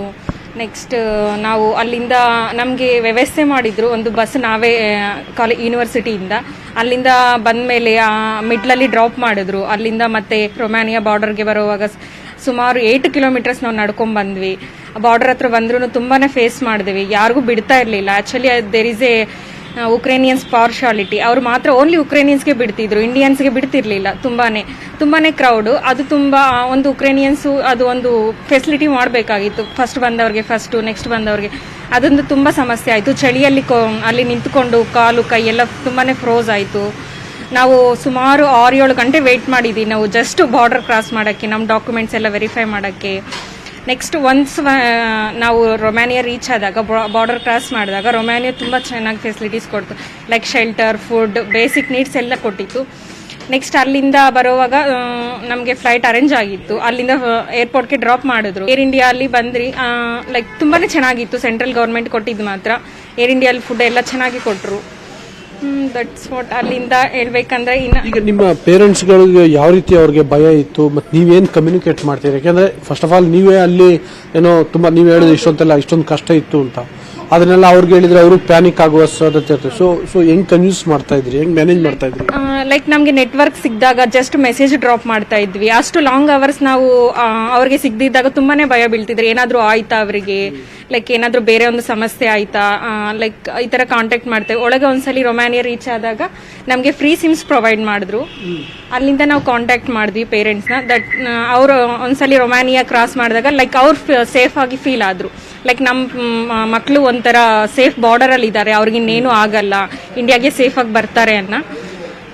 ನೀವು ಎಷ್ಟು ಕಿಲೋಮೀಟರ್ ದೂರದಲ್ಲಿದ್ರಿ ನಿಮ್, ಅಂದ್ರೆ ಈಗ ಬಾರ್ಡರ್, ನೀವು ರೊಮೇನಿಯಾ ಬಾರ್ಡರ್ಗೂ ನೀವಿದ್ದ ಊರು ಯಾವ ಊರಲ್ಲಿ ಇದ್ರಿ? ಆಕ್ಚುಲಿ ನಮ್ಮ ಕಾಲೇಜ್ ಇರೋದು ವೆಸ್ಟರ್ನ್ ಯುಕ್ರೇನ್ ಅಲ್ಲಿ. ನಮ್ಮ ಈಸ್ಟರ್ನ್ ಅಲ್ಲಿ ತುಂಬಾನೇ ಎಫೆಕ್ಟ್ ಆಗಿದೆ, ವೆಸ್ಟರ್ನ್ ಅಲ್ಲಿ ತುಂಬಾ ಕಮ್ಮಿ. ನಮ್ದು ಬಂದು ಆಕ್ಚುಲಿ ವೆಸ್ಟರ್ನ್ ಯುಕ್ರೇನ್ ಇಂದ ರೊಮ್ಯಾನಿಯಾ ಬಾರ್ಡರ್ಗೆ ನಾವು 3 to 4 ಅವರ್ಸ್ ಟ್ರಾವೆಲ್ ಮಾಡಿದ್ವಿ. ಬರೋವಾಗೆಲ್ಲ ತುಂಬಾ ಸ್ವಲ್ಪ ಕಷ್ಟ ಆಯಿತು. ಲೈಕ್ ಅಲ್ಲೆಲ್ಲ ಎನ್ಕ್ವೈರಿ ಮಾಡ್ತಿದ್ರು, ಏನೆಲ್ಲ ನಡೀತಿದೆ, ಯಾರೆಲ್ಲ ಸ್ಟೂಡೆಂಟ್ಸ್ ಹೋಗ್ತಿದ್ದಾರೆ, ಲೈಕ್ ವೆಹಿಕಲ್ಸ್ ಎಲ್ಲ ನೋಡ್ತಿದ್ರು. ಈಗ ನಿಮ್ಮ ಫ್ರೆಂಡ್ಸ್ ಜೊತೆಗೆ ಅಲ್ಲಿ ಯಾರಾದ್ರೂ ಇದರ ಇನ್ನು ಅವ್ರು ಏನ್ ಫೇಸ್ ಈಗ ಯಾವ ರೀತಿ ಪ್ರಾಬ್ಲಮ್ ಫೇಸ್? ಆಕ್ಚುಲಿ ಯಾಕೆಂದ್ರೆ ಮತ್ತೆ ಲೇಟ್ ಆದಷ್ಟು ಪ್ರಾಬ್ಲಮ್ಸ್ ಗಳು ಜಾಸ್ತಿ ಆಗ್ತಿದಾವೆ. ಸೊ ಈಗ ಯಾವ ರೀತಿ ಸಮಸ್ಯೆ ಇದೆ ಅಲ್ಲಿ, ಏನಾದ್ರು do you have idea? Friends convey ಮಾಡಿದ ಪ್ರಕಾರ ಅಲ್ಲಿ ಇವಾಗ ಸ್ನೋ ಸ್ಟಾರ್ಟ್ ಆಗಿದೆ. ಆ ಸ್ನೋ ಅಲ್ಲೆಲ್ಲ ರಾತ್ರಿ ಎಲ್ಲ ನಡುಗ್ತಾ ಇದ್ದಾರೆ ಚಳಿಗೆ. ಲೈಕ್ ಅವ್ರಿಗೆಲ್ಲ ಒಂದು ಫೆಸಿಲಿಟಿ ಮಾಡಬೇಕು ಬರೋದಕ್ಕೆ, ಅಟ್ಲೀಸ್ಟ್ ಅಲ್ಲಿ ಬಾರ್ಡರ್ ಅಲ್ಲಿ ಸ್ಟೇ ಮಾಡೋಕ್ಕಾದ್ರೂ ಒಂದು ಶೆಲ್ಟರ್ ಪ್ರೊವೈಡ್ ಮಾಡಬೇಕು. ಚಳಿಯಲ್ಲಾದ್ರೆ ಹೋಲ್ ಡೇ ಹೋಲ್ ನೈಟ್ ಯಾರು ಇರಕ್ಕಾಗಲ್ಲ, ಅದರಿಂದ ಬೇರೆ ಸಮಸ್ಯೆ ಬರುತ್ತೆ, ಹೆಲ್ತ್ ಸಮಸ್ಯೆ ಉಂಟಾಗ್ಬೋದು. ಅದು ನನ್ನ ಒಪಿನಿಯನ್. ಬೇರೆ ಆದ್ರೂ ಅರೇಂಜ್ಮೆಂಟ್ಸ್ ಮಾಡಬೇಕು ಅಲ್ಲಿ ಸ್ಟೇ ಮಾಡಕ್ಕೆ. ತುಂಬಾನೇ ಕಷ್ಟ ಆಗಿದೆ ಅಲ್ಲಿ. ಏನ್ ನಿಮ್ಮ ಹೆಸರು ಮತ್ತೆ ನೀವು ಯಾವ ಊರಿನವರು? ಭಾರತಿ, ಕೋಲಾರ ಜಿಲ್ಲೆ. Okay, thank you. ಇವಿಷ್ಟು ಈಗಷ್ಟೇ ಉಕ್ರೇನ್ನಿಂದ ರೊಮೇನಿಯಾದಿಂದ ಭಾರತಕ್ಕೆ ಬಂದಂತಹ ಕೋಲಾರದ ಭಾರತೀಯವರ ಅಭಿಪ್ರಾಯಗಳು. ವಿಡಿಯೋ ಜರ್ನಲಿಸ್ಟ್ ನಾಗೇಂದ್ರ ಜೊತೆ ಧರಣೇಶ್ ಬೂಕನಕೆರೆ, ನ್ಯೂಸ್ 18 ಕನ್ನಡ, ನವದೆಹಲಿ. ಇದೇ ವಿಚಾರಕ್ಕೆ ಸಂಬಂಧಪಟ್ಟಂತೆ ಮತ್ತಷ್ಟು ಅಪ್ಡೇಟ್ಸ್ ಗಳನ್ನು ನಿಮ್ಮ ಮುಂದೆ ಇಡ್ತಾ ಹೋಗ್ತೀನಿ. ಆದ್ರೆ ಅದಕ್ಕೂ ಮುಂಚೆ ಒಂದು ಸ್ಮಾಲ್ ಬ್ರೇಕ್. ಉಕ್ರೇನ್ನಿಂದ ಭಾರತಕ್ಕೆ ಬರುವಂತದ್ದು ಅಷ್ಟು ಸುಲಭವಲ್ಲ. ರಾಯಭಾರ ಕಚೇರಿ ಸಹಾಯ ಇದ್ದರೂ ಕೂಡ ಬರುವಂತದ್ದು ಕಷ್ಟ. ಹಗಲು ರಾತ್ರಿ ಅನ್ನ ನೀರಿಲ್ಲದೆ ಬರಬೇಕಾದಂತ ಸ್ಥಿತಿ ಇದೆ ಅಲ್ಲಿ. ಯಾಕೆಂದ್ರೆ ಒಂದು ವಾರ್ ನಡೀತಾ ಇದೆ ಒಂದು ದೇಶದಲ್ಲಿ ಅಂತ ಬಂದಂತ ಸಂದರ್ಭದಲ್ಲಿ ಸಹಜವಾಗಿ ಎಲ್ಲದಕ್ಕೂ ಕೂಡ ಹಾಹಾಕಾರ ಇರುತ್ತೆ. ಸೊ ಇನ್ನ ಅಲ್ಲಿಂದ ಎವ್ಯಾಕ್ಯುಯೇಷನ್ ಮಾಡುವಂತ ಸಂದರ್ಭದಲ್ಲಿ ಈ ಪ್ರಾಬ್ಲಮ್ಸ್ಗಳು ಸಹಜವಾಗಿ ಉದ್ಭವಿಸಿರ್ತವೆ. ಅದನ್ನ ಫೇಸ್ ಮಾಡಲೇಬೇಕಾಗಿದೆ. ಗಡಿಯಲ್ಲಿ ನುಗ್ಗಿ ಬರಬೇಕು, ಪೊಲೀಸರ ಕಾಟವನ್ನ ತಪ್ಪಿಸ್ಕೊಳ್ಬೇಕು. ವಿದ್ಯಾರ್ಥಿನಿಯರಿಗೆ ಇದ್ದಂತ ಆದ್ಯತೆ ಈಗ ಇಲ್ಲ ಅಲ್ಲಿ. ಉಕ್ರೇನ್ ಟು ಬೆಂಗಳೂರು ಆ ನರಕದ ಹಾದಿಯ ಬಗ್ಗೆ ಕೆಲವರು ಮಾತನಾಡಿದ್ದಾರೆ ಬಂದಿದ್ದಂತ ವಿದ್ಯಾರ್ಥಿಗಳು. ಕರ್ನಾಟಕದ ಮೃಣಾಲ್ ಅರಸ್ ಎಂಬ ವಿದ್ಯಾರ್ಥಿ ಉಕ್ರೇನ್ನ ಪರಿಸ್ಥಿತಿ ಮತ್ತು ಅಲ್ಲಿಂದ ವಾಪಸ್ ಆಗುವಂತ ಸಂದರ್ಭದಲ್ಲಿ ಎದುರಾಗಿದ್ದಂತ ಸಮಸ್ಯೆಗಳ ಬಗ್ಗೆ ಮಾತನಾಡಿದ್ದಾರೆ ನೋಡಿ. ನೀವು ಯಾವ ಗಡಿ ಮೂಲಕ ಏನು ಹಂಗೇರಿ ಥ್ರೂ ಬಂದ್ರ ಇಲ್ಲ ರೊಮೇನಿಯಾ ಥ್ರೂ ಬಂದದ್ದು. ಎಲ್ಲಿದ್ದೀರಿ ಅಲ್ಲಿ? ನಾವು ಯೋವಾನೋ ಫ್ರಾನ್ಸಿಸ್ಕಲ್ಲಿದ್ದದ್ದು. ಯೋವಾನೋ ಫ್ರಾನ್ಸಿಸ್ಕಲ್ಲಿ ನಮಗೆ ಆ್ಯಕ್ಚುಲಿ ವಾರ ಆದ ದಿನದಲ್ಲಿ ನಮಗೆ ಹಿಂದೆ ಹೇಳಿದ್ದು ನಾವು ನಾಳ್ದು ಬೆಳಿಗ್ಗೆ ಬಸ್ ಮಾಡಿ ಟ್ರೈ ಮಾಡ್ತೇವೆ. ನಾವು ಪ್ರೈವೇಟ್ ಹಾಸ್ಟೆಲ್ ಇದ್ದದ್ದು. ಬಸ್ ಮಾಡಿ ಟ್ರೈ ಮಾಡಿ ನಮಗೆ ಪೋಲ್ಯಾಂಡಿಗೆ ಕಳಿಸ್ತೇವೆ ಅಂತ. ನೆಕ್ಸ್ಟ್ ಅಂದರೆ ನಮಗೆ ಬೆಳಿಗ್ಗೆ ನಮಗೆ ಏಜೆಂಟ್ ಕಾಲ್ ಮಾಡಿ ಹೇಳಿ ಅವ್ನು ಹೇಳಿದೆ 9:30 8:00 ಬ್ಯಾಕ್ ಆಗಿ ರೆಡಿ ಇಡಿ. ಆದರೆ ವಾರದ ರಾತ್ರಿ ನಾವೆಲ್ಲ ಬ್ಯಾಗ್ಸ್ ರೆಡಿಯಾಗಿ ಇಟ್ಟಿದ್ದೇವೆ ಯಾವಾಗ ಎಮರ್ಜೆನ್ಸಿ ಎವಾಕ್ಯುಯೇಷನ್ ಮಾಡಲಿಕ್ಕೆ ಬರಬೇಕಂತ. ಆದರೆ ನೆಕ್ಸ್ಟ್ ಬೆಳಿಗ್ಗೆ ಹೇಳ್ತಿದ್ದೇನೆ ವಾರದ ನೆಕ್ಸ್ಟ್ ದಿನ ಆ ದಿನ ರಾತ್ರಿ ನಾವು 2 ಹೆಲಿಕಾಪ್ಟರ್ಸ್ ನೋಡಿದ್ದೇವೆ ಹತ್ತಿರದಲ್ಲಿ ನಮ್ಮದು ಝೋನಲ್ಲಿ. ನಾವು ಅದನ್ನು ನೋಡಿ ನಿದ್ದೆ ಎಲ್ಲ ಬರಲಿಲ್ಲ. ಅದು ನೆಕ್ಸ್ಟ್ 9:30ಗೆ ಇದು 9:30 ಹೊರಡು ಅಂತ ಹೇಳಿದ್ದು ಅವ್ನು ಹಿಂದಿನ ದಿನ. ಆದರೆ ಅವನು ಆ ದಿನ ಪೋಲ್ಯಾಂಡಿಗೆ ಆಗಲಿಲ್ಲ ಅಂತ ಹೇಳಿದ್ರು. ಮತ್ತು ಇನ್ನೊಂದು ಅಂದರೆ ಇಂಡಿಯನಿಗೆ ಅಫಿಷಿಯಲಿ ಪೋಲ್ಯಾಂಡಿಂದ ಎಂಟ್ರಿ ಆಗಲಿಕ್ಕೆ ಅಂತ ನ್ಯೂಸ್ ಬಂದಿರಲಿಲ್ಲ ಆಗ. ಮತ್ತು ಹಂಗೇರಿ ಸಹ ನೆಕ್ಸ್ಟ್ ಅದರ ಹಿಂದೆ ದಿನ ಹಂಗೇರಿ ಹೋಗುವಂಥ ಇವರು ಯೂನಿವರ್ಸಿಟಿಯಿಂದ ಮಾಡಿದರು. ಅದೇ ಪ್ರಾಬ್ಲಮ್ ಅಂದರೆ ಹಂಗೇರಿ ಆಗಲಿ ಸ್ಲೋವಾಕಿಯಾ ಆಗಲಿ ಅಥವಾ ಪೋಲ್ಯಾಂಡ್ ಆಗಲಿ ಇಂಡಿಯನ್ ಫ್ಲೈಟ್ಸಲ್ಲಿ ಇಷ್ಟೊಂದು ಬಿಡಲಿಲ್ಲ. ನಮಗೆ ಆ ದಿನ ಎಂತ ಇದು ಇವರದು ನಮ್ಮ ಏಜೆಂಟ್ ಇದು ಅವರದು ವೈಫ್ ಇದು ಕಸಿನ್ ಇದು ಹಸ್ಬೆಂಡ್ ಅಲ್ಲಿದ್ದು ಏರ್ಫೋರ್ಸಲ್ಲಿ ಇದ್ದಿದ್ದರು, ಕ್ಯಾಪ್ಟನ್ ಇದ್ದದ್ದು. ಅವ್ರು ಹೇಳಿದ್ರು ಇವತ್ತು ರಾತ್ರಿ ನಮ್ಮ ಇವಾನೋದಲ್ಲಿ ಹೆವಿ ಬಾಂಬಿಂಗ್ ಆಗ್ತದೆ, ಎಂಥ ಸಹ ಆಗ್ಬೋದು, ಮಾಫಿಯಾ ಅದು ಇದೆಲ್ಲ ಆ್ಯಕ್ಟಿವ್ ಆಗ್ತದೆ ಲೋಕಲ್, ಎಂಥ ಮಾಡಿ ಕಳಿಸಿ. ನಾವು ಹೇಳಿ ನಾವು ನಿಲ್ತೇವೆ, ನಮ್ಮದು ಸ್ವಲ್ಪ ದಿನ ನಿಲ್ತೇವೆ, ನಾವು ಶ್ಯೂರ್ ದಿನ ಕಾಯ್ತೇವೆ ಅಂತ. ಅವ್ರು ನಮ್ಮ ನಿಲ್ಲಿಕ್ಕೆ ಬಿಡಲಿಲ್ಲ. ನೀವು ಹೊರಡಿ ಅಂತ ಹೇಳಿದರು ಅವರು ಫ್ರೈಡೇಗೆ. ನಿನ್ನೆ ಸ್ಯಾಟರ್ಡೆ ಅಲ್ಲ, ಅದೇ ಫ್ರೈಡೇಗೆ ಹೊರಡಲಿಕ್ಕೆ ಹೇಳಿದ್ರು. ಅವರು ಒಂದು ಬಸ್ ರೆಡಿ ಮಾಡಿದರು. ನಮ್ಮ ಹಾಸ್ಟೆಲಲ್ಲಿ ಒಂದಿಷ್ಟು 20 ಸ್ಟೂಡೆಂಟ್ಸ್ ಇದ್ದರು. ಎಕ್ಸ್ಟ್ರಾ ಸ್ಟೂಡೆಂಟ್ಸನ್ನು ಮಾಡಿ ಒಂದು 48 ಮಾಡಿ ನಮ್ಮನ್ನು ಬಾರ್ಡ್ರಿಗೆ ಕಳಿಸಿದ್ರು. ಬಾರ್ಡ್ರಲ್ಲಿ ಫುಲ್ ಹೆವಿ ಟ್ರಾಫಿಕ್ ಜಾಮ್ ಇತ್ತು, 6 ಕಿಲೋಮೀಟರ್ಸ್ ಜಾಮ್ ಇತ್ತು. ನಮಗೆ ಆ್ಯಕ್ಚುಲಿ ಹೇಳಿದ್ದು ಏರ್ಪೋರ್ಟ್ ತನಕ ಎತ್ಕೊಂಡು ಹೋಗ್ತೇವೆ, ಎಲ್ಲಿದು ರೊಮ್ಯಾನಿಯಾದು ಮೇನ್ ಇಂಟರ್ನ್ಯಾಷನಲ್ ಏರ್ಪೋರ್ಟಿಗೆ. ನಮಗೆ ಅಲ್ಲಿ ಬಿಟ್ಟು ನಾವು ಬ್ಯಾಗ್ ಅದೆಲ್ಲ ಬ್ಯಾಗ್ ಉಂಟಲ್ಲ, ಅದು ಆ ಬ್ಯಾಗ್ಸಲ್ಲೆಲ್ಲ ಹಿಡ್ಕೊಂಡು ನಾವು 6 ಕಿಲೋಮೀಟರ್ ನಡ್ಕೊಂಡು ಹೋಗಿದ್ದೇವೆ. ಅಲ್ಲಿ ನಮಗೆ ಬಾರ್ಡ್ರಲ್ಲಿ ಫುಲ್ ವೇಟಿಂಗ್ ಇದ್ದರು. ಬಾರ್ಡ್ರಲ್ಲಿ ಆಲ್ಮೋಸ್ಟ್ ಆ ಟೈಮಲ್ಲಿ ಒಂದು 300-350 ಜನರಿದ್ದರು. ಯಾರು ಇಂಡಿಯನ್ಸ್, ಖಾಲಿ 350 ಇಂಡಿಯನ್ಸ್ ಇದ್ದರು. ಅಲ್ಲೆಲ್ಲ ನ್ಯಾಷನಲ್ಸ್ ಬಾರ್ಡರ್ ಇತ್ತು. ಟ್ರಾಫಿಕ್ ಜಾಮ್ 6 ಕಿಲೋಮೀಟರ್ಸ್ ಇತ್ತು. ಕಾರ್ ಇದು ಬೇಗ ಮೂವ್ ಆಗ್ತಿತ್ತು. ಹೆವಿ ವೆಹಿಕಲ್ಸ್ ಅಂದರೆ ಟ್ರಕ್ಸ್, ಬಸ್ಸಸ್ ಅದೆಲ್ಲ ಮೂವ್ ಆಗೋದಿಲ್ಲ ಅಲ್ಲಿ, ಭಯಂಕರ ಸ್ಲೋ. ಅವ್ರು ಹೇಳಿದ ನಿಮಗೆ ಬಸ್ಸಲ್ಲಿ ಕಾದು ಕೂತ್ಕೊಂಡು ನಿಮ್ಮ ಇಮಿಗ್ರೇಷನ್ 3 ದಿನ ಸಾಗ್ಬೋದು, 5 ದಿನ ಸಾಗ್ಬೋದು ಅಂತ. ಮತ್ತು ನಾವೆಲ್ಲರೂ ಡಿಸೈಡ್ ಮಾಡಿ ಬ್ಯಾಗನ್ನು ಎಲ್ಲ ಎತ್ಕೊಂಡು ಹೋಗಿ ರಸ್ತೆಯಲ್ಲಿ ಹೋದ್ವಿ ನಾವು ರಾತ್ರಿ ಒಂದು 10:00ವರೆಗೆ ನಾವು ಇದು ಮಾಡಿದ್ದೇವೆ. ಸಾಧಾರಣ 12:15 ಹತ್ತಿರ ಮುಟ್ಟಿದ್ದೇವೆ ನಾವು 12:15ಗೆ ಇಲ್ಲಿ ನಿಂತವರು ಎಲ್ಲಿ ಯುಕ್ರೇನ್ದು ಬಾರ್ಡರಲ್ಲಿ ಒಳಗೆ ಹೋಗೋ 3:30 ಆಗಿದೆ. ಒಂದು ಒಳಗೆ ಎಷ್ಟು ಚೂರು ಡಿಸ್ಟೆನ್ಸ್ ಇದ್ದದ್ದು ಇಮಿಗ್ರೇಷನ್ಗೆ. 3:30ಗೆ ಒಳಗೆ ಹೊಕ್ಕಿದವರು ಬೆಳಿಗ್ಗೆ 11:45 ಆಗಿದೆ ಹೊರಗೆ ಬರುವಾಗ. 3:30 to 11:45. ಹುಡುಗಿಯರನ್ನೆಲ್ಲ ಬೇಗ ಪ್ರಯಾರಿಟಿ ಕೊಡ್ತಿದ್ರು ಅಲ್ಲಿ, ಇಂಡಿಯನ್ ಹುಡುಗಿಯರು. ಮತ್ತು ನಂದು ಇಮಿಗ್ರೇಷನ್ 11:45 ಎಲ್ಲ ಕ್ಲಿಯರ್ ಆಗಿ ಹೊರಗೆ ಹೋಗುವಾಗ ಅಂದರೆ ಓಪನ್ ಅದೆಂತ ಆಫೀಸ್ ಆಗಿ ಅಲ್ಲ, ಓಪನ್. ಆಗ ಟೆಂಪರೇಚರ್ -5 ಡಿಗ್ರೀಸ್ ಇತ್ತು. ಹಾಗೆ ತುಂಬ ಕೋಲ್ಡ್ ಒಂದು ಫ್ಯಾಕ್ಟರ್ ಆಯಿತು. ಮತ್ತು ನಾವು ಅದೇ ಯಾವ ದಿನ ನಾವು ರೊಮ್ಯಾನಿಯಾ ಹೊರಡಿದ್ವಿ, ಅದೇ ನಾವು ಹೊರಟದು 1 ಗಂಟೆಯಲ್ಲೇ ಬ್ಲಾಸ್ಟ್ ಆಗಿದೆ ನಮ್ಮ ಯೂನಿವರ್ಸಿಟಿ ಹತ್ತಿರ. ಎಷ್ಟು ನಾವು ಇರೋ ಜಾಗದಿಂದ 3 ಕಿಲೋಮೀಟರ್ಸ್ ಯೂನಿವರ್ಸಿಟಿ ಮಾರ್ಫಾಲಜಿ ಡಿಪಾರ್ಟ್ಮೆಂಟು ಒಡೆದೋಗಿದೆ ಅಲ್ಲಿಗೆ ಅಟ್ಯಾಕ್ ಮಾಡಿದ್ದು. ರೊಮೇನಿಯಾ ಬಾರ್ಡ್ರಿಗೂ ಅಲ್ಲಿಗೂ ನೀವಿರೋದಕ್ಕೆ ಎಷ್ಟು? ಎಕ್ಸಾಕ್ಟ್ ರೊಮ್ಯಾನಿಯಾ ಬಾರ್ಡ್ರಿಗೆ 187 ಕಿಲೋಮೀಟರ್ ಇರೋದು. ಅಲ್ಲಿಂದ ಏರ್ಪೋರ್ಟ್, ಬಾರ್ಡ್ರಿಂದ ಏರ್ಪೋರ್ಟ್ 500 ಕಿಲೋಮೀಟರ್ ಉಂಟು. ಪುನಃ ನಮಗೆ ಅಲ್ಲಿಗೆ ಇಮಿಗ್ರೇಷನ್ ಕ್ಲಿಯರ್ ಆದ ಬಳಿ ಸುದ್ದಿ ಬಂತು. 3:15 ನಂತರದ್ದು ಯಾರ ಇಂಡಿಯನ್ ಸ್ಟೂಡೆಂಟ್ಸನ್ನು ಯಾರು ಬಿಡಲಿಲ್ಲ. ಅದರಲ್ಲಿ ನಮ್ಮ ಉಡುಪಿಯಲ್ಲಿರೋ ಒಂದು ಫ್ರೆಂಡ್ ಇದ್ದ, ಅವನು ಈಗ ಸಹ ಅಲ್ಲಿದ್ದಾನೆ. ಅವನ ಕಾಂಟ್ಯಾಕ್ಟ್ ಆಗ್ತಾಯಿಲ್ಲ, ಇಂಟರ್ನೆಟ್ ಕನೆಕ್ಟ್ ಆಗ್ತಾಯಿಲ್ಲ. ಈಗ ಟೋಟಲ್ ಅಲ್ಲಿ ರೊಮ್ಯಾನಿಯಾ ಬಾರ್ಡರ್ ಓಪನ್ ಉಂಟಂತೇಳಿ ತುಂಬ ಯೂನಿವರ್ಸಿಟಿ ಮಕ್ಕಳು ಬಂದಿದ್ದಾರೆ ಅಲ್ಲಿ. ಈಗ ಅವರಲ್ಲಿ ಸ್ಟಕ್ ಆಗಿದ್ದಾರೆ. ನಿನ್ನೆ ಫೈರಿಂಗ್ ಆಗಿದೆ ಅಂತ ಹೇಳ್ತಿದ್ರು. ಅಂದರೆ ಆರ್ಟಿಲರಿ ಫೈರಿಂಗ್ ಇರ್ಬೋದು, ಗಾಳಿಯಲ್ಲಿ ಫೈರಿಂಗ್ ಮಾಡಿರ್ಬೋದು. ಅವ್ರದ್ದು ಇಷ್ಟೊಂದು ಕಾಂಟ್ಯಾಕ್ಟ್ ಇಲ್ಲ. ಯಾಕೆಂದರೆ ಹತ್ತಿರ ಅಂಗಡಿ ಎಲ್ಲ ಉಂಟು, ಅವರ ಸ್ಟೇಜ್ ಎಂತ ಉಂಟು, ಎಷ್ಟು ಮಕ್ಕಳು ಸ್ಟಕ್ ಆಗಿದ್ದಾರೆ, ಅವರಿಗೆ ಊಟ ಸಿಗ್ತಾ ಉಂಟು ಎಲ್ಲ ಗೊತ್ತಿಲ್ಲ. ಯಾಕಂದರೆ ಒಮ್ಮೆ ಯಾಕಂದರೆ ಇಂಡಿಯನ್ ಸ್ಟೂಡೆಂಟ್ ಬಿಡ್ತಾನೆ ಇಲ್ಲ ಅವರು, ಖಾಲಿ ಬಿಡೋದು ಯಾರು ರಷ್ಯನ್ಸನ್ನು ಗೊತ್ತಿಲ್ಲ. ಯಾಕಂದರೆ ಕೆಲವು ರಷ್ಯನ್ಸ್ನವರು ಒಳಗೆ ಬಂದವ್ರನ್ನ ಓಡಿಸ್ತಿದ್ರು. ಮತ್ತು ಯುಕ್ರೇನಿಯನ್ಸ್ ಮತ್ತು ಬೇರೆ ನ್ಯಾಷನಾಲಿಟಿಯನ್ನು ಬಿಡ್ತಿದ್ದಾರೆ. ಮೊನ್ನೆ ಹುಡುಗಿಯರನ್ನು ಪ್ರೆಫರೆನ್ಸ್ ಕೊಡ್ತಾಯಿದ್ರು, ಈಗ ಹುಡುಗಿಯರನ್ನು ನಿಲ್ಲಿಸಿಟ್ಟಿದ್ದಾರೆ ಅಲ್ಲ. ಮೊನ್ನೆ ಅಲ್ಲಿ ಇಮಿಗ್ರೇಷನ್ ಕ್ಲಿಯರ್ ಅಂತ ಅಲ್ಲಿ ರೊಮ್ಯಾನಿಯಾದಲ್ಲಿ ನಮಗೆಲ್ಲ ವೆಲ್ಕಮ್ ಮಾಡಲಿಕ್ಕೆ ರೆಡಿದ್ರು ಅಲ್ಲಿ. ಮತ್ತು ಒಂದು ಹೋಟೆಲಿದ್ದು ಅಲ್ಲಿ ವೇಟಿಂಗಲ್ಲಿ ಇಟ್ಟಿದ್ದರು ನಿನ್ನೆ. ಮತ್ತೆ ಅವರು ಇಂಡಿಯನ್ ಎಂಬಸಿಗೆ ಕಾಂಟ್ಯಾಕ್ಟ್ ಮಾಡಿ ಫೈನಲಿ ಒಂದು ಎಷ್ಟು 5 o'clock-ಗೆ 6 o'clock-ಗೆ ಸಮಥಿಂಗ್ ಬಸ್ ಬಂತು, 6:30 ಹತ್ತಿರ. ಅಲ್ಲಿಂದ ಬಸ್ ಹೋಗಿ ಏರ್ಪೋರ್ಟ್ ಮುಟ್ಟುವಾಗ ಬೆಳಿಗ್ಗೆ 3:30 ಎಷ್ಟಾಗಿದೆ. 3:30 ಬೋರ್ಡಿಂಗ್ ಪಾಸಲ್ಲಿ 5 o'clock ಇದ್ದದ್ದು ಟೈಮ್ ಬೋರ್ಡಿಂಗ್ ಇದು. ಆದರೆ ನಮ್ಮ ಫ್ಲೈಟ್ ಡಿಲೇ ಆಯಿತು, ಯಾಕೆಂದರೆ ಮಕ್ಕಳು ಬಂದದೇ 3:30-ಗೆ. 3:30 ಬಂದು ಒಳಗೆ ಹೋಗೋ 4:30 ಆಗಿದೆ ಬ್ಯಾಗೇಜ್ ಎಲ್ಲ ಕೊಡುವಾಗ. ರಪ್ಪ ಕ್ಲಿಯರ್ ಮಾಡಿ ಇಮಿಗ್ರೇಷನ್ ಕ್ಲಿಯರ್ ಮಾಡಿ 7 o'clock-ಗೆ ಫ್ಲೈಟ್ ಟೇಕ್ ಆಫ್ ಆಗಿದೆ. ಫ್ಲೈಟ್ ಎಲ್ಲ ನಮಗೆ ಒಳ್ಳೆ ವೆಲ್ಕಮ್ ಎಲ್ಲ ಒಳ್ಳೆ ಮಾಡಿದ್ದಾರೆ, ಫುಡ್ ಎಲ್ಲ ಒಳ್ಳೆ ಪ್ರೊವೈಡ್ ಮಾಡಿದ್ದಾರೆ, ಇಂಥ ಕಷ್ಟ ಆಗೋದಿಲ್ಲ ನೋಡಿದ್ದಾರೆ. ನಿಮ್ಮ ಜೊತೆ ಒಬ್ಬರೇ ಬಂದ್ರೆ ನೀವು ನಿಮ್ಮ ಜೊತೆ ಯಾರು ಕನ್ನಡದವ್ರು? ನಮ್ಮದಲ್ಲಿ ನಮ್ಮ ಒಟ್ಟಿಗೆ ಸ್ಟೂಡೆಂಟ್ಸ್ ಇದ್ದು ನಮ್ಮ ಯಾರೆಲ್ಲ ಅಲ್ಲಿ ರೊಮೇನಿಯಾ ಬಾರ್ಡ್ರಲ್ಲಿ ಬಂದಿದ್ದರು. ಆ್ಯಕ್ಚುಲಿ ಬಾರ್ಡ್ರಿಂದ ನಮಗೆ ಅಲ್ಲಿ ಹೋಗೋದು 500 ಕಿಲೋಮೀಟರ್ ಇತ್ತು. ಇಂಡಿಯನ್ ಎಂಬಸಿ ಬಸ್ ಮಾಡಿದಲ್ಲಿ ನಮ್ಗೆ ಗೊತ್ತಿರಲಿಲ್ಲ, ನಮಗೆ ಆ ದಿವಸ ಗೊತ್ತಿರಲಿಲ್ಲ. ನಾವು ಖಾಲಿ ಲಗೇಜ್ ರೆಡಿ ಮಾಡಿ ಇಟ್ಟೋದು ಮಾತ್ರ. ನಮಗೆ ಆಗ್ತದಾ ಇಲ್ಲವಾ ಅಂತ ನಮಗೆ ಸಹ ಗೊತ್ತಿರಲಿಲ್ಲ, ಯಾಕೆಂದರೆ ನಮ್ಮದು ಇಮಿಗ್ರೇಷನ್ ಕ್ಲಿಯರ್ ಆಗಿತ್ತು. ಬಸ್ ಇದು ನಮಗೆ ಅಲ್ಲಿಗೆ ಹೋಗೋದು ಅಂತ ಗೊತ್ತಿಲ್ಲ ನಮಗೆ. ಕೆಲವು ಮಕ್ಕಳ ಹತ್ರ ಹಣ ಇತ್ತು, ಕೆಲವು ಹತ್ರ ಹಣ ಇರಲಿಲ್ಲ. ಎಷ್ಟಂದರೆ ನಮಗೆ ಬಾರ್ಡರಲ್ಲಿ ಲೋಕಲ್ ಕರೆನ್ಸಿ ಇರಲಿಲ್ಲ. ಲೋಕಲ್ ಕರೆನ್ಸಿ ರೇಟ್ ಹೈ ಇತ್ತು. ಪ್ಲಸ್ ನಾವು ಅಲ್ಲಿ ಕೇಳಿದ್ದೇವೆ, ಲೋಕಲ್ ಕರೆನ್ಸಿ ಉಂಟಾ, ರೊಮೇನಿಯನ್ದು ಕರೆನ್ಸಿ ಉಂಟಾ ಅಂತ. ರೊಮೇನಿಯನ್ ಇಲ್ಲ ಅಂತ ಹೇಳ್ತಿದ್ದಾರೆ ನಮಗೆ. ಮತ್ತು ಅಲ್ಲಿಂದ ವೆಯ್ಟ್ ಮಾಡಿದೆ.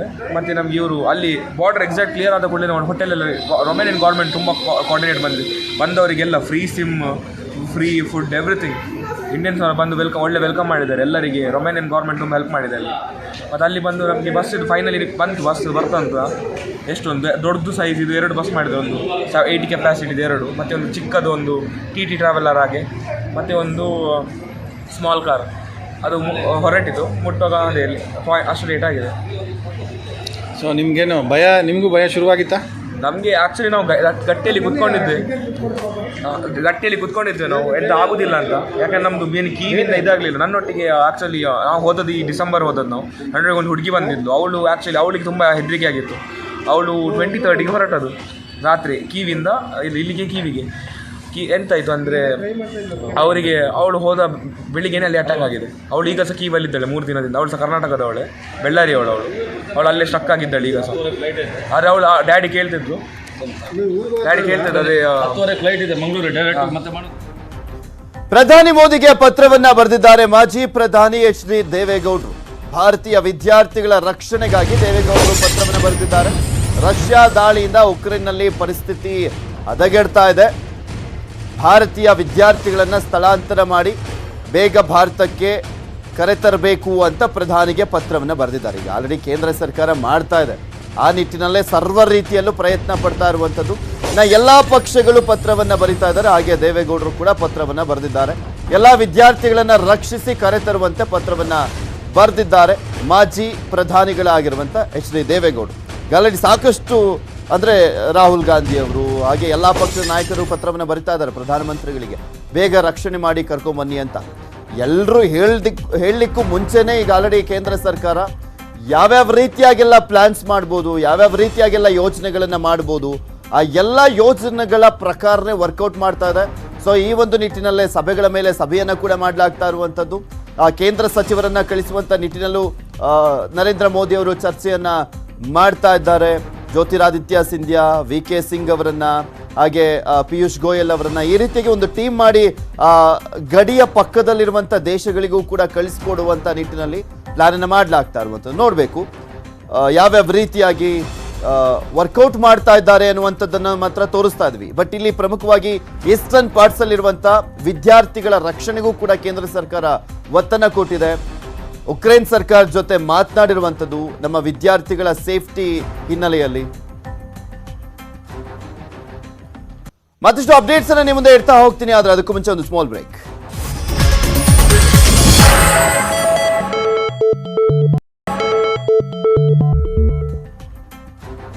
ಉಕ್ರೇನ್ನಿಂದ ಸಾಕಷ್ಟು ಜನ ಭಾರತೀಯರನ್ನ ಈಗ ಆಲ್ರೆಡಿ ಕರೆತರಲಾಗಿರುವಂಥದ್ದು. 5 ವಿಮಾನಗಳಲ್ಲಿ ಕರೆತರಲಾಗಿದೆ. ಇನ್ನೂ ಸಾಕಷ್ಟು ಜನ ಇದ್ದಾರೆ ಭಾರತೀಯರು, 15,000ಕ್ಕೂ ಹೆಚ್ಚು ಜನ ಭಾರತೀಯರಿರುವಂಥದ್ದು. ನಾವು ಉಕ್ರೇನ್ನಿಂದ ಬಂದಿದ್ದಾರಲ್ಲ ಭಾರತಕ್ಕೆ, ಆ ವಿದ್ಯಾರ್ಥಿಗಳನ್ನ ಸಾಕಷ್ಟು ಜನರನ್ನ ಮಾತನಾಡಿಸಿದ್ವಿ. 5ನೇ ಫ್ಲೈಟ್ ಅಲ್ಲಿ ಈಗ ಇನ್ನಿಬ್ಬರು ವಿದ್ಯಾರ್ಥಿಗಳು ಬಂದಿದ್ದಾರೆ, ದೆಹಲಿಯಲ್ಲಿದ್ದಾರೆ. ಅವ್ರನ್ನು ಕೂಡ ಮಾತನಾಡಿಸೋಣ. ನಮ್ಮ ಜೊತೆ ನೇರ ಸಂಪರ್ಕದಲ್ಲಿ ಜಾಯ್ನ್ ಆಗ್ತಾ ಇದ್ದಾರೆ ನಿಹಾರಿಕಾ ಮತ್ತು ಶ್ರಾವಣಿ. ಇವರಿಬ್ಬರು ಕೂಡ ನೇರ ಸಂಪರ್ಕದಲ್ಲಿದ್ದಾರೆ. ಇಬ್ಬರಿಗೂ ವೆಲ್ಕಮ್. ನಿಹಾರಿಕಾ ಮತ್ತು ಶ್ರಾವಣಿ ಭಾರತಕ್ಕೆ ಬಂದಿದ್ದೀರಾ, ಇಬ್ಬರು ಕೂಡ ತುಂಬಾ ಖುಷಿಯಲ್ಲಿದ್ದೀರಾ, ತುಂಬಾ ಸಂಕಷ್ಟದಿಂದ ಆಪತ್ತಿನಿಂದ ಪಾರಾಗಿ ಬಂದಿದ್ದೀರಾ. ನಿಹಾರಿಕಾ, ನಿಮ್ ರಿಯಾಕ್ಷನ್ ಏನು ಅನ್ನಿಸ್ತಾ ಇದೆ ಈ ಕ್ಷಣಕ್ಕೆ?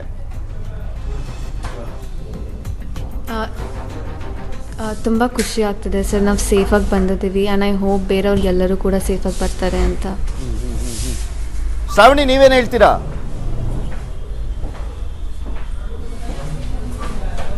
ಸರ್ ಅದೇ ಸೇಮ್ ರಿಯಾಕ್ಷನ್. ಆ್ಯಕ್ಚುಲಿ ತುಂಬ ಖುಷಿ ಆಗ್ತಿದೆ. ಇಂಡಿಯನ್ ಗೌರ್ಮೆಂಟ್, ಇಂಡಿಯನ್ ಎಂಬಸಿ ಹಾಗೂ ಕರ್ನಾಟಕ ಗೌರ್ಮೆಂಟ್ ವೆರಿ ರೆಸ್ಪಾನ್ಸಿಬಲಿ ನಮ್ಮನ್ನು ಹ್ಯಾಂಡಲ್ ಮಾಡಿದರು.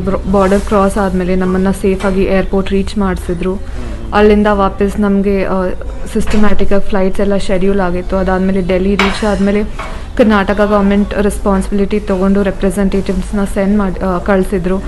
ಅಲ್ಲಿಂದ ನಾವು ಕರ್ನಾಟಕ ಭವನ್ ರೀಚ್ ಆಗಿದ್ದೀವಿ ಸೇಫ್ಲಿ, ಸೊ ಏನು ತೊಂದರೆ ಇಲ್ಲ. ನಿಹಾರಿಕಾ, ನೀವೇನು ಓದ್ತಾ ಇರೋದು?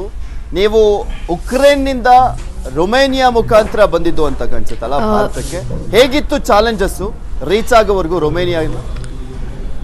ಹಾಂ ಸರ್. ಸೊ ನಾನು 4th ಇಯರ್ ಮೆಡಿಕಲ್ ಸ್ಟೂಡೆಂಟ್ ಓದ್ತಾ ಇರೋದು ಯುಕ್ರೇನಲ್ಲಿ. ಆ್ಯಂಡ್ ಇಟ್ ವಾಸ್ ಚಾಲೆಂಜಿಂಗ್ ಬಾರ್ಡರ್ಸ್ನ ಕ್ರಾಸ್ ಮಾಡೋದು, ಬಿಕಾಸ್ ತುಂಬ ಕ್ರೌಡ್ ಇತ್ತು ಆ್ಯಂಡ್ ಬೇರೆ ಎಲ್ಲ ನ್ಯಾಷನಾಲಿಟೀಸು ಬಾರ್ಡರ್ಸಲ್ಲಿ ಇರ್ತಾಯಿದ್ರು. ಆ್ಯಂಡ್ ಯುಕ್ರೇನಿಯನ್ಸ್ ಇದ್ದಾರೆ and Nigerians, Africans and then Moroccans, middle eastern people ಎಲ್ಲರೂ ಇದ್ದರು. So it was pretty hard border ಎಲ್ಲ ಕ್ರಾಸ್ ಮಾಡೋಕ್ಕೆ.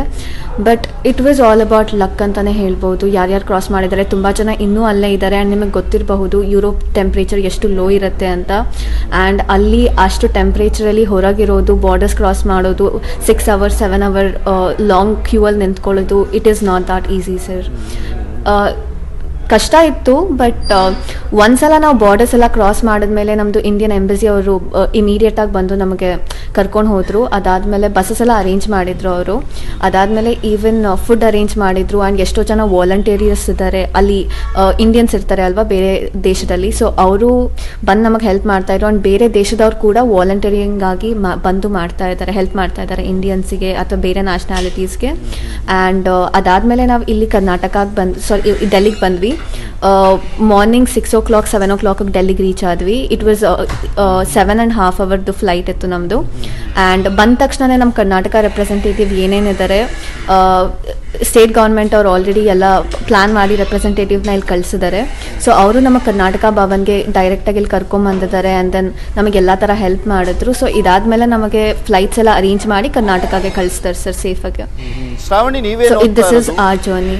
ಶ್ರಾವಣಿ, ನೀವೇನು ಓದ್ತಾ ಇದ್ದೀರಾ? ಇಲ್ಲಿ ತುಂಬಾ ಜನ 15,000ಕ್ಕೂ ಹೆಚ್ಚು ಜನ ಸ್ಟೂಡೆಂಟ್. ಸೇಮಾ? ಇಬ್ರು ಸೇಮಾ? 4th ಇಯರ್ ಸ್ಟೂಡೆಂಟ್ನಾ? ಮೆಡಿಕಲ್ ಸ್ಟೂಡೆಂಟ್ಸ್, ಬಟ್ ಯೂನಿವರ್ಸಿಟಿ ಬೇರೆ. ನಾನು 4th ಇಯರ್ ಇದ್ದೀನಿ, ಇವಳು 2nd ಇರೋದು. ಆ್ಯಂಡ್ ದೆನ್ ಇಬ್ರು ಬೇರೆ ಯೂನಿವರ್ಸಿಟೀಸಿಂದ ಬಂದಿರೋದು, ಬೇರೆ ಸಿಟೀಸಿಂದ ಬಂದಿರೋದು. ಆ್ಯಂಡ್ ಇಬ್ರದ್ದು ಜರ್ನಿ ಡಿಫ್ರೆಂಟ್ ಆಗಿತ್ತು. ಬಟ್ ಅದಾದಮೇಲೆ ಏರ್ಪೋರ್ಟಲ್ಲಿ ಮೀಟ್ ಮಾಡಿದ್ದು.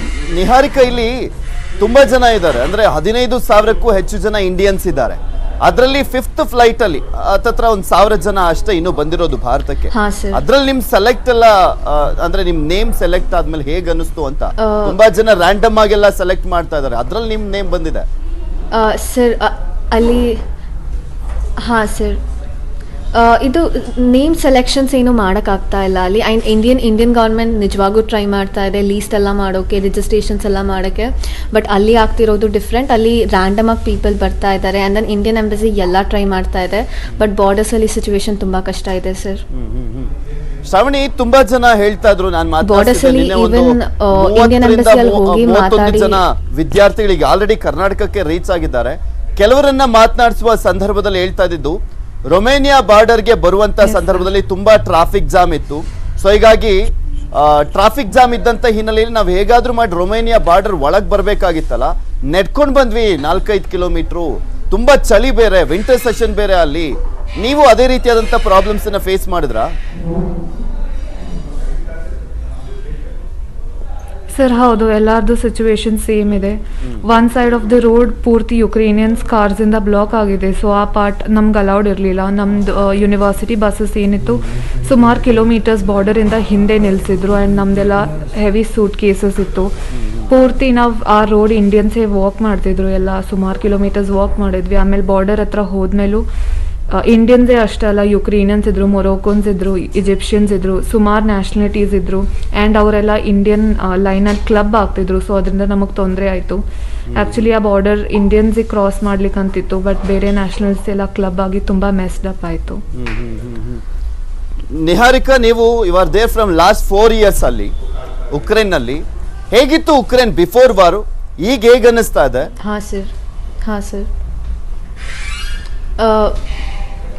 ಯುಕ್ರೇನ್ ನನಗೆ ಪರ್ಸ್ನಲಿ ತುಂಬ ಸೇಫೆಸ್ಟ್ ಕಂಟ್ರಿ, ಗರ್ಲ್ಸ್ಗಾಗಲಿ ಈವನ್ ಯಾರಿಗೆ ಆಗಲಿ. ನಾನು ಯುಕ್ರೇನ್ ಹೋಗಿದ್ದು ನಾನು 17 ವಯಸ್ಸಿದ್ದಾಗ. ಸೊ ನನಗೆ ಆ್ಯಸ್ ಅ ಮೈನಾರಿಟಿ ನಾನು ಹೋಗಿದ್ದು. So it is a safest country, especially ಹುಡುಗಿರಿಗೆ ಕೂಡ.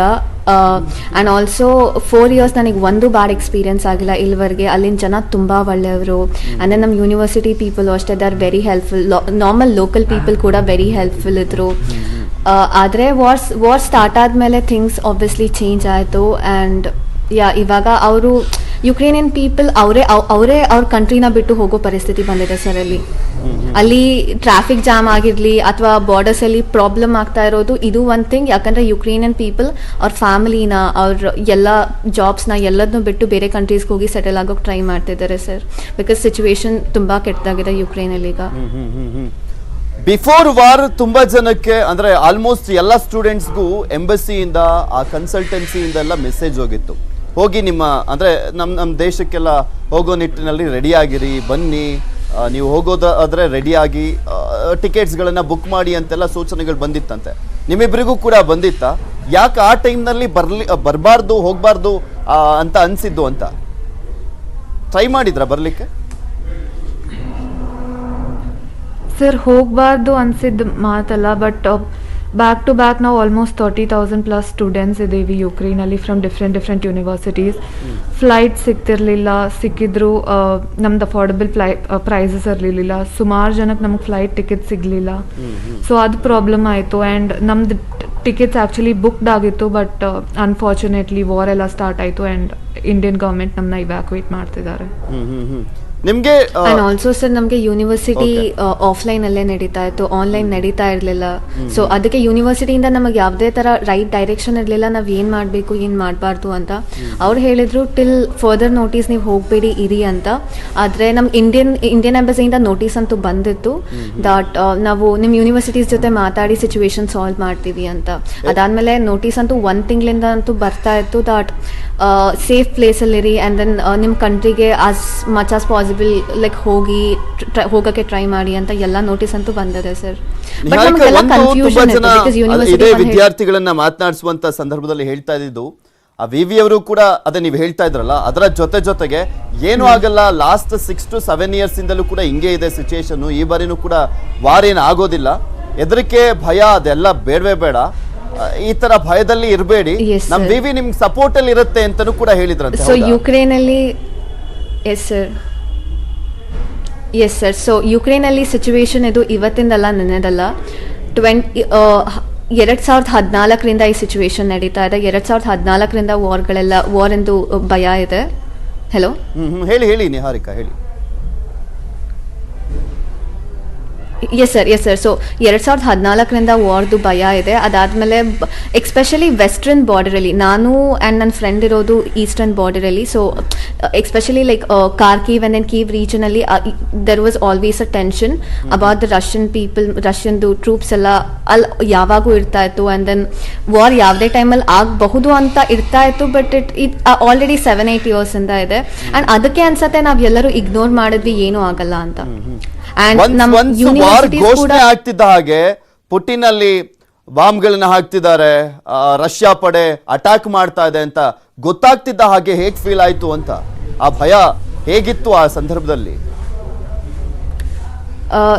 ಸರ್ ಸೊ ನಮಗೆ ಯಾವುದೇ ದೇಶದಲ್ಲಿ ವಾರ್ ಸ್ಟಾರ್ಟ್ ಆದರೆ ಫಸ್ಟ್ ಮಾಡೋದು ಸಿವಿಲಿಯನ್ಸ್ಗೆ ಗೊತ್ತಾಗುತ್ತೆ ಥ್ರೂ ಸೈರನ್ಸ್. ಸೊ ವಾರ್ದು ಸೈರನ್ಸ್ ಇರುತ್ತೆ. ಸೊ ಎವ್ರಿ ಟೈಮ್ ಯಾವುದೇ ಪ್ಲೇಸಲ್ಲಿ ಡೇಂಜರ್ ಇದ್ದರೆ ಕಂಪ್ಲೀಟ್ಲಿ ಸಿಟಿನ ಸೈರನ್ಸ್ನ ಆನ್ ಮಾಡ್ತಾ ಇದ್ರು. ಸೊ ಎಲ್ಲರೂ ಬಂಕರ್ಸ್ ಹೋಗಬೇಕಾಗಿತ್ತು. ಯಾವಾಗ ಸೈರನ್ಸ್ ಆನ್ ಆಗುತ್ತೆ ಡೈರೆಕ್ಟ್ಲಿ ಬಂಕರ್ಸ್ ಹೋಗ್ತಾ ಇದ್ವಿ. And bunkers are safer. ಅದಾದಮೇಲೆ ಎಷ್ಟೋ ಪ್ಲೇಸಸಲ್ಲಿ ಫಸ್ಟ್ ಅವರು ಅಟ್ಯಾಕ್ ಮಾಡಿದ್ದು ಏರ್ಪೋರ್ಟ್ಸ್ನ, ಅದಾದಮೇಲೆ ಅಟ್ಯಾಕ್ಸ್ ಮಾಡಿದ್ದು ಮಿಲಿಟರಿ ಬೇಸಸ್ನ. ಅಲ್ಲಿರುವಂತ ಸಿವಿಲಿಯನ್ಸ್ಗೆ ಹಾಗೆ ಬೇರೆ ಬೇರೆ ದೇಶದಿಂದ ಬಂದಿದ್ದಾರಲ್ಲ ಆ ಸ್ಟೂಡೆಂಟ್ಸ್ಗೆಲ್ಲ ಏನಾದ್ರೂ ಪ್ರಿಕಾಷನ್ಸ್ ಅನ್ನ ತಗೊಳ್ಳಿಕ್ಕೆ ಹಾಗೆ ಟ್ರೈನ್ ಅಪ್ ಏನಾದ್ರೂ ಮಾಡಿದ್ರಾ ಅಂತ? ಹಾಂ ಸರ್ ಸರ್ ನೋ ಸರ್, ನನಗೆ ಗೊತ್ತಿರೋ ಹಾಗೆ US embassy and then UK embassy ಅಲ್ಲಿ ಯುಕ್ರೇನಲ್ಲಿ ಆಲ್ಮೋಸ್ಟ್ 1 ಮಂತಿಂದ ಇದು ಆ್ಯಕ್ಚುಲಿ ಸ್ಟಾರ್ಟ್ ಆಗಿದ್ದು 1 month ago. So US embassy and then UK embassy ಏನಿದೆ ಆ ಎಂಬಸೀಸ್ ಅವರು ಅವ್ರ ಎಲ್ಲ ಸಿಟಿಸನ್ಸ್ನ ಕರ್ಕೊಂಡ್ಬಿಟ್ರು. ಆ ನ್ಯಾಷನಾಲಿಟೀಸ್ ಅವರು ಫಸ್ಟ್ ಪ್ರಿಕಾಷನ್ ತೊಗೊಂಡಿದ್ದು US ಆ್ಯಂಡ್ UK. ಆದರೆ ಇಂಡಿಯನ್ ಗವರ್ಮೆಂಟ್ ಎಲ್ಲೋ ಒಂದು ಕಡೆ ಸ್ಲೋ ಇತ್ತು, ಬಟ್ ಆದರೆ ಅದು ತುಂಬ ಟ್ರೈ ಮಾಡ್ತಿದೆ and they have helped us a lot. ನಾನು ಎಲ್ಲೂ ಬ್ಲೇಮ್ ಮಾಡ್ತಾ ಇಲ್ಲ ಇಂಡಿಯನ್ ಗವರ್ಮೆಂಟ್ ಆ್ಯಂಡ್ ಈವನ್ ನಮ್ಮದು ಕರ್ನಾಟಕ ಗವರ್ಮೆಂಟ್ ಕೂಡ ಎಲ್ಲ ಕಡೆ ಹೆಲ್ಪ್ ಮಾಡಿದೆ. ಇವಾಗ ನಾವು ಇವಾಗ ಸೇಫ್ ಆಗಿದ್ದೀವಿ ಅಂದರೆ ಇಂಡಿಯನ್ ಆ್ಯಂಡ್ ಕರ್ನಾಟಕ ಗವರ್ಮೆಂಟಿಂದ ಸರ್. ಬಟ್ US ಅವರು ಪ್ರಿಕಾಷನ್ ಬೇಗ ತೊಗೊಂಡ್ರು ಆ್ಯಂಡ್ ದೆನ್ ಎಲ್ಲ ಸಿಟಿಸನ್ಸ್ನ ಬೇಗ ಕರ್ಕೊಂಡ್ರು. UK ಅವ್ರದ್ದು ಸೇಮ್ ಪ್ರಿಕಾಷನ್ ಬೇಗ ತೊಗೊಂಡ್ರು. ಸಿಟಿಸನ್ಸ್ ಈಗ UK US ಸಿಟಿಸನ್ಸ್ ಯಾರೂ ಇಲ್ಲ ಯುಕ್ರೇನಲ್ಲಿ, ಅವರೆಲ್ಲರೂ ಸೇಫಾಗಿ ಅವ್ರವ್ರ ಕಂಟ್ರೀಸಲ್ಲಿರ್ತಾರೆ. ಶ್ರಾವಣಿ, ಇಬ್ರು ಕೂಡ ಬೇರೆ ಬೇರೆ ಯೂನಿವರ್ಸಿಟಿ ಅವರು, ಅಂದ್ರೆ ಎಲ್ಲಿದ್ದು ವೆಸ್ಟರ್ನ್ ಪಾರ್ಟ್ಸ್ ಈಸ್ಟರ್ನ್ ಪಾರ್ಟ್ಸ್ ನಿಮ್ ಯೂನಿವರ್ಸಿಟಿ ಇದ್ದಿದ್ದು? ಅಲ್ಲಿ ಯಾವ ರೀತಿಯಾದಂತ ಪ್ರಾಬ್ಲಮ್ಸ್ ಶುರುವಾಗಿತ್ತು ಆಲ್ರೆಡಿ? ಸೊ ನಂದು ಯೂನಿವರ್ಸಿಟಿ ಲೊಕೇಟ್ ಆಗಿದ್ದು ಪೂರ್ತಿ ವೆಸ್ಟರ್ನ್ ಪಾರ್ಟಲ್ಲಿ ರೊಮಾನಿಯಾ ಬಾರ್ಡರ್ ಹತ್ರ. ಸೊ ಆ್ಯಕ್ಚುಲಿ ಚರ್ನೋವಿಟ್ಸಿ ಜಾಸ್ತಿ ಅಟ್ಯಾಕ್ಡ್ ಆಗಿರಲಿಲ್ಲ, ಸೇಫ್ ಇತ್ತು ಸರ್. ಆ್ಯಂಡ್ ಜಾಸ್ತಿ ದೂರನೂ ಇದ್ದಿಲ್ಲ ರೊಮಾನಿಯಿಂದ. ಸೊ ನಮಗೆ ರೊಮಾನಿಯಾ ಬಾರ್ಡರ್ ರೀಚ್ ಆಗ್ಲಿಕ್ಕೆ ಈಸಿ ಆಯಿತು, ಬಟ್ ಬಾರ್ಡರ್ ಹತ್ರ ತುಂಬ ಪ್ರಾಬ್ಲಮ್ಸ್ ಆಯಿತು. ಆ್ಯಂಡ್ ಏನೂ ಆ ಥರ ಅಟ್ಯಾಕ್ಸ್ ಆಗಿಲ್ಲ, ಲೈಕ್ ಕೀವ್ ಮತ್ತು ಕಾರ್ಕಿವ್ ಎಲ್ಲ ಆಗಿರ್ತಾರ. ಸೊ ನನ್ನ ಯೂನಿವರ್ಸಿಟಿ ಇದ್ದಿದ್ದು ಟೋನೋಪಿಲ್ ಸರ್. ಟೋನೋಪಿಲ್ ಕೂಡ ನಾನು ಸೇಫರ್ ಪ್ಲೇಸಲ್ಲೇ ಇದ್ದೆ. ಆದರೆ ನನ್ನ ಸಿಟಿ ಪಕ್ಕ ಇನ್ನೊಂದು ಸಿಟಿ ಇವಾನೋ ಅಂತ ಇದೆ, ಅಲ್ಲಿ ಮಾತ್ರ ಏರ್ಪೋರ್ಟಲ್ಲಿ ಅಟ್ಯಾಕ್ ಆಗಿತ್ತು, ಏರ್ ಸ್ಟ್ರೈಕ್ ಆಗಿತ್ತು. ಆದರೆ ನನಗೆ ಪರ್ಸ್ನಲಿ 5-6 ಟೈಮ್ಸ್ ಸೈರನ್ಸ್ಗಳು ಕೇಳಿಸಿದೆ. 5-6 times they asked us to go to bunkers and then ಬಂಕರ್ಸಲ್ಲಿ ಇರಿ ಅಂತ ಹೇಳಿದ್ರು ನಮಗೆ. ಆ್ಯಂಡ್ ನಾವು 1-2 ನೈಟ್ಸ್ ಸ್ಪೆಂಡು ಮಾಡಿದ್ದೀವಿ ಬಂಕರ್ಸಲ್ಲಿ. ಆ್ಯಂಡ್ ದೆನ್ ಬಂಕರ್ಸಲ್ಲಿ ಇರೋದು ಅಷ್ಟು ಈಸಿ ಇಲ್ಲ ಸರ್. ಆ್ಯಂಡ್ ಅಲ್ಲಿ ಏರ್ ಕರೆಕ್ಟ್ ಆಗಿರಲ್ಲ, ಇಂಟರ್ನೆಟ್ ಸಿಗಲ್ಲ, ಫುಡ್ ಅಂಡ್ ವಾಟರ್ದು ಸ್ಕೇರ್ಸಿಟಿ ಇರುತ್ತೆ. ನೀವು ಇದ್ದಿದ್ದ ಟೈಮಲ್ಲಿ ಆಲ್ರೆಡಿ ಶುರುವಾಗ್ಬಿಟ್ಟಿತ್ತಾ ಕರೆಂಟ್ ಆಫ್ ಆಗೋದು, ಆಮೇಲೆ ಇಂಟರ್ನೆಟ್ ಕಂಪ್ಲೀಟ್ ಆಗಿ ಬಂದ್ ಆಗಿರೋದು, ಹಾಗೆ ವಾಟರ್ ಪ್ರಾಬ್ಲಮ್?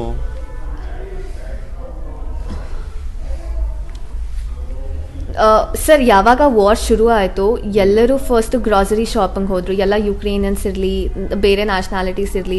ಸೊ ಏನಾಯಿತು ಅಲ್ಲಿ ಆಬ್ವಿಯಸ್ಲಿ ಫುಡ್ ಸ್ಕೇರ್ಸಿಟಿ ಆಗತ್ತೆ ಅಲ್ಲ, ಎಲ್ಲರೂ ಫುಡ್ ಜಾಸ್ತಿ ಸ್ಟೋರ್ ಮಾಡ್ಕೊಳ್ಳೋಕೆ ಸ್ಟಾರ್ಟ್ ಮಾಡಿದ್ರೆ.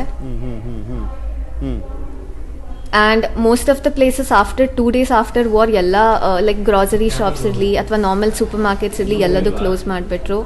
ನಾರ್ಮಲ್ ರೆಸ್ಟೋರೆಂಟ್ಸ್ ಇರಲಿ ಅದು ಕೂಡ ಕ್ಲೋಸ್ ಆಗಿತ್ತು ಎಲ್ಲ. ಅಲ್ಲಿನ ಸಿವಿಲಿಯನ್ಸ್ಗೆ ಬಿಫೋರ್ ವಾರ್ ಓನ್ಲಿ ತುಂಬಾ ಟ್ರೈನ್ ಅಪ್ ಎಲ್ಲ ಮಾಡಲಾಗಿತ್ತು ಅನ್ನೋದ್ರ ಬಗ್ಗೆ ಮಾಹಿತಿ ಬರ್ತಾ ಇತ್ತು. ನಾವು ಕೂಡ ಪೇಪರಲ್ಲೆಲ್ಲ ನೋಡ್ತಾ ಇದ್ವಿ, ನಮ್ಮ ನ್ಯೂಸ್ ಚಾನಲ್ ಕೂಡ ನೋಡ್ತಾ ಇದ್ವಿ. ಸರ್ ಏನಾಗಿದೆ ಅಂದರೆ ಯುಕ್ರೇನಲ್ಲಿ ಹೇಳಿ ಹಲೋ ಹೇಳಿ ನಿಹಾರಿಕಾ ಹೇಳಿ. ಹಾಂ ಸರ್, ಸೊ ಯುಕ್ರೇನಲ್ಲಿ ಪಾಪ್ಯುಲೇಷನ್ ತುಂಬ ಕಮ್ಮಿ ಇದೆ. ಸೊ ಅವ್ರೇನು ಮಾಡಿದ್ರು ಅಂದರೆ ನಾರ್ಮಲ್ ಸಿವಿಲಿಯನ್ಸ್ಗೂ ಟ್ರೈನ್ ಮಾಡೋಕ್ಕೆ ಸ್ಟಾರ್ಟ್ ಮಾಡಿದ್ರು. ಆ್ಯಂಡ್ ಎಷ್ಟೋ ಜನ ಕಂಟ್ರೀಸ್ನ ಲೀವ್ ಮಾಡಿದ್ರು, ಎಷ್ಟೋ ಜನ ಕಂಟ್ರಿಯಲ್ಲೇ ಸ್ಟೇ ಆಗಿ ನಾವು ಟ್ರೈನ್ ಆಗ್ತೀವಿ, ನಾವು ವಾರ್ ಹೋಗ್ತೀವಿ ಅಂತಲೂ ಇದ್ದಾರೆ.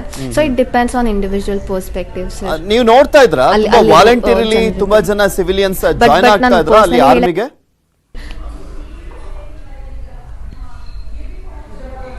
ಎಸ್ ಸರ್ ನಾನು ಪರ್ಸ್ನಲಿ ನೋಡಿದ್ದೀನಿ, ಟ್ವೀಟ್ಸ್ ಎಲ್ಲ ನೋಡಿದ್ದೀನಿ. ಆ್ಯಂಡ್ ದೆನ್ ಪರ್ಸ್ನಲಿ ನನ್ನ ಫ್ರೆಂಡ್ಸ್ ಅವ್ರು ಯಾರ್ಯಾರು ಯುಕ್ರೇನಿಯನ್ಸ್ ಇದ್ರು ಅವ್ರು ಪರ್ಸ್ನಲಿ ವಾಲಂಟರಿ ಆಗಿ ಜಾಯ್ನ್ ಆಗಿ ಟ್ರೈನ್ ಆಗ್ತಾಯಿದ್ರು. ಈವನ್ ನಾಟ್ ಬರೀ ಗಂಡಸರು ಅಂತ ಅಲ್ಲ, ಹೆಣ್ಮಕ್ಳು ಕೂಡ ಎಷ್ಟೋ ಜನ ವಾಲಂಟಿಯರಾಗಿ ಪ್ಲ್ಯಾನ್ ಮಾಡ್ತಾಯಿದ್ರು ಹೋಗೋಕ್ಕೆ, ಜಾಯ್ನ್ ಆಗೋಕ್ಕೆ ಮಿಲಿಟ್ರಿಗೆ ಸರ್. ಆ್ಯಂಡ್ ಈಗ ಯುಕ್ರೇನಲ್ಲಿ ಸಿಚುವೇಶನ್ ಏನಿದೆ ಅಂದರೆ ಯುಕ್ರೇನಲ್ಲಿ ಮೆನ್ ಯಾರಿದ್ದಾರೆ 18ರಿಂದ 60 ವರ್ಷದವರು ಅವರು ಕಂಟ್ರಿನ ಬಿಡೋಕ್ಕಾಗಲ್ಲ. ಓನ್ಲಿ ಹೆಣ್ಮಕ್ಳು ಆ್ಯಂಡ್ ಮಕ್ಕಳು ಮಾತ್ರ ಕಂಟ್ರಿನ ಬಿಡೋಕ್ಕಾಗುತ್ತೆ ಸರ್. ಎಲ್ಲರೂ ಬಿಡೋಕ್ಕಾಗ್ತಾ ಇಲ್ಲ, ಯಾರ್ಯಾರು ಯುಕ್ರೇನಿಯನ್ ಸಿವಿಲಿಯನ್ಸ್ ಇದ್ದಾರೆ ಅವರು. ಸೊ ಗಂಡಸರು ಯಾರು 18 ವರ್ಷದಿಂದ 60 ವರ್ಷದಲ್ಲಿ ಕಂಟ್ರಿಯಲ್ಲೇ ಇರಬೇಕು. ಅಕಸ್ಮಾತ್ ಏನಾದರೂ ಮೊಮೆಂಟ್ ಬಂದರೆ ಈಗ ವಾರ್ ಹೋಗಬೇಕು ಅನ್ನೋದು ಹೋಗಲೇಬೇಕು, ಅವ್ರಿಗೆ ಬೇರೆ ಆಪ್ಷನ್ ಇಲ್ಲ ಸರ್. ಈಗ Ukraine civilians condition. Niharika, actually ನೀವು 4th ಇಯರ್ ಓದ್ತಾ ಇದ್ದೀರಾ, ಶ್ರಾವಣಿ 2nd ಇಯರ್ ಓದ್ತಾ ಇರೋದು MBBS. ನೀವು ಓದ್ಲಿಕ್ಕೆ ಅಂತಾನೆ ಅಲ್ಲಿಗೆ ಹೋಗಿದ್ದು, ಬಟ್ ಈ ಟೈಮ್ ನಲ್ಲಿ ವಾರ್ ಬೇರೆ ನಡೀತಾ ಇದೆ. What next? ಏನು ಹೇಳಿದ್ರು ನಿಮ್ VV ಅವರು ನೆಕ್ಸ್ಟ್ ಎಜುಕೇಶನ್ ಬಗ್ಗೆ? ಸರ್ ಈಗ ಈಗ ಆ್ಯಕ್ಚುಲಿ ಯೂನಿವರ್ಸಿಟೀಸ್ ಅವರು ಆಬ್ವಿಯಸ್ಲಿ ಒಂದು ಕಂಟ್ರಿಗಲ್ಲಿ ವಾರ್ ಆಗ್ತಾ ಇದೆ ಅಂದರೆ ಅವರು ಅವ್ರ ಕಂಟ್ರಿ ಬಗ್ಗೆ ಯೋಚನೆ ಮಾಡ್ತಾರೆ. ಸೊ ಈಗ ಅಲ್ಲಿ ನಮ್ಮ ಎಜುಕೇಷನ್ ಪ್ರಾಸೆಸ್ ಬಗ್ಗೆ ಅಥವಾ ನಮ್ಮ ಇದ್ರ ಬಗ್ಗೆ ಇವಾಗಷ್ಟು ತಲೆ ಕೆಡ್ಸ್ಕೊಂಡಿಲ್ಲ ಅನ್ಸುತ್ತೆ, ಬಿಕಾಸ್ ಅವ್ರ ಕಂಟ್ರಿ ಅವರಿಗೆ ಇಂಪಾರ್ಟೆಂಟ್ ಅಲ್ಲ sir. So probably with in 1 or 2 weeks ನಮಗೆ ಗೊತ್ತಾಗುತ್ತೆ ಏನಾಗುತ್ತೆ ಫರ್ದರ್ ಅಂತ. ಡೆಫಿನೆಟ್ಲಿ ಏನಾಗುತ್ತೆ ಮುಂದೆ ಅನ್ನೋದು ಗೊತ್ತಾಗುತ್ತೆ. ಸರ್ ನಮ್ಮದು ಸದ್ಯಕ್ಕೆ ಆನ್ಲೈನ್ ಮಾಡಿದ್ದಾರೆ, ಬಟ್ ವಾರ್ ಸ್ಟಾರ್ಟ್ ಆಗೋಕ್ಕಿಂತ 2 ವಾರದ ಮುಂಚೆಯಿಂದನೂ ಆನ್ಲೈನ್ ಇತ್ತು as precautions. So around September, October ಅಂತ ಹೇಳಿದ್ದಾರೆ ದಟ್ ರಿಓಪನ್ ಎಲ್ಲ ಮಾಡ್ತಾರಂತೆ. So hoping sir. ನಿಮಗೆ ಸಪೋರ್ಟ್ ಹೇಗೆ ಸಿಗ್ತಾ ಇತ್ತು ವಿ ಅವ್ರದ್ದು ಮತ್ತೆ ಕನ್ಸಲ್ಟೆನ್ಸಿ ಅವ್ರದ್ದು? ಈ ವಾರ್ ಘೋಷಣೆ ಆದಮೇಲೆ ತುಂಬ ಜನಕ್ಕೆ ಕಾಂಟ್ಯಾಕ್ಟ್ಗೆ ಸಿಗ್ತಾ ಇಲ್ಲ. ಎಂಬೆಸಿ ಅವರು ಆರೋಪ ಮಾಡ್ತಾ ಇದ್ದಾರೆ, ತುಂಬ ಜನ ಸ್ಟೂಡೆಂಟ್ಸು ವಿಡಿಯೋನೆಲ್ಲ ಕಳಿಸ್ತಾ ಇದ್ದಾರೆ, ನಮಗೆ ಸಪೋರ್ಟೇ ಸಿಗ್ತಾ ಇಲ್ಲ, ಯಾರನ್ನು ಕಾಂಟ್ಯಾಕ್ಟ್ ಮಾಡೋದು ಅಂತಲೂ ಕೂಡ ಗೊತ್ತಾಗ್ತಾ ಇಲ್ಲ, ನಮ್ಮನ್ನು ಸೇಫ್ ಮಾಡಿ ಫಸ್ಟ್ ಕರ್ಕೊಂಬನ್ನಿ ಅಂತೆಲ್ಲ ಹೇಳ್ತಾ ಇದ್ರು. ನೀವು ಯಾರನ್ನು ಕಾಂಟ್ಯಾಕ್ಟ್ ಮಾಡಿದ್ದು ಅಥವಾ ನಿಮ್ಮನ್ನೇ ಕಾಂಟ್ಯಾಕ್ಟ್ ಮಾಡಿದ್ದ ಎಂಬೆಸಿ ಅವರು, ಕನ್ಸಲ್ಟೆನ್ಸಿ ಅವರು? ಸರ್ ಹೌದು. ದ ಥಿಂಗ್ ಇಸ್ ದಟ್ ಸುಮಾರು ಯೂನಿವರ್ಸಿಟೀಸಿಂದ ಸ್ಟೂಡೆಂಟ್ಸ್ ಗ್ಯಾದರ್ ಆಗಿದ್ರು ಬಾರ್ಡರ್ ಹತ್ರ, ಅದು ತುಂಬ ಪ್ರಾಬ್ಲಮ್ ಆಯಿತು. ಆ್ಯಂಡ್ ನಮ್ಮದು ಯೂನಿವರ್ಸಿಟಿಗೆ ಅಫಿಷಿಯಲಿ ಎಂಬಸಿಯಿಂದ ಲೆಟರ್ ಬಂದಿತ್ತು, ಲಿಸ್ಟ್ ಬಂದಿತ್ತು ದಟ್ ಈ ಸ್ಟೂಡೆಂಟ್ ಹೋಗಿ ಬಾರ್ಡರ್ ಹತ್ರ ಕ್ರಾಸ್ ಮಾಡಬೇಕು ಅಂತ ಹೇಳಿ. ಸೊ ನಮ್ಮದು university deans, deputy deans and Indian representatives ಏನಿರ್ತಾರೆ ತುಂಬ ಹೆಲ್ಪ್ ಮಾಡಿದ್ರು. ಸೊ ಎಂಬಸಿಯಿಂದನೂ ಕಾಲ್ ಬಂದಿತ್ತು, ಹಾಗೆ ಯೂನಿವರ್ಸಿಟಿ ಅವರು ಹೆಲ್ಪ್ ಮಾಡಿದ್ರು. ಸೊ ಅದರಿಂದ ನಾನು ಈಸಿಲಿ ಬಾರ್ಡರ್ ಕ್ರಾಸ್ ಮಾಡೋಕ್ಕಾಯಿತು. ಅಲ್ಲಿ ಬರೀ ಇಂಡಿಯನ್ಸ್ ಅಂದರೆ ನಾವು ಬರೀ ಸ್ಟೂಡೆಂಟ್ಸ್ಗಳನ್ನ ನೋಡ್ತಾ ಇದೀವಿ, ಬರೀ ಸ್ಟೂಡೆಂಟ್ಸ್ ಮಾತ್ರನೇ ಇದ್ದಿದ್ದ? ವರ್ಕ್ ಮಾಡಲಿಕ್ಕೂ ಕೂಡ ಬಂದಿದ್ರ ಇಂಡಿಯನ್ಸು? ತುಂಬ ಶೂಟಿಂಗ್ಗಳೆಲ್ಲ ಕೂಡ ನೋಡ್ತಾ ಇದ್ವಿ, ಸಾಕಷ್ಟು ದೊಡ್ಡ ದೊಡ್ಡ ಮೂವಿಗಳ ಶೂಟಿಂಗ್, ಸಾಂಗ್ ಶೂಟಿಂಗ್ ಎಲ್ಲ ಅಲ್ಲಾಗಿದೆ.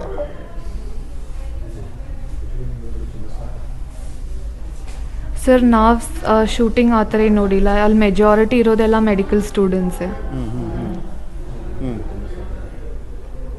ನಿಹಾರಿಕಾ, ಒಂದು ಯೂನಿವರ್ಸಿಟಿ ಅಂತ ಬಂದಂಥ ಸಂದರ್ಭದಲ್ಲಿ ಸಾಕಷ್ಟು ದೇಶದವರೆಲ್ಲ ಇರ್ತಾರೆ, ಸ್ಟೂಡೆಂಟ್ಸ್ಗಳು ಓದಲಿಕ್ಕೆ ಅಂತಲೇ ಬಂದಿರ್ತಾರೆ.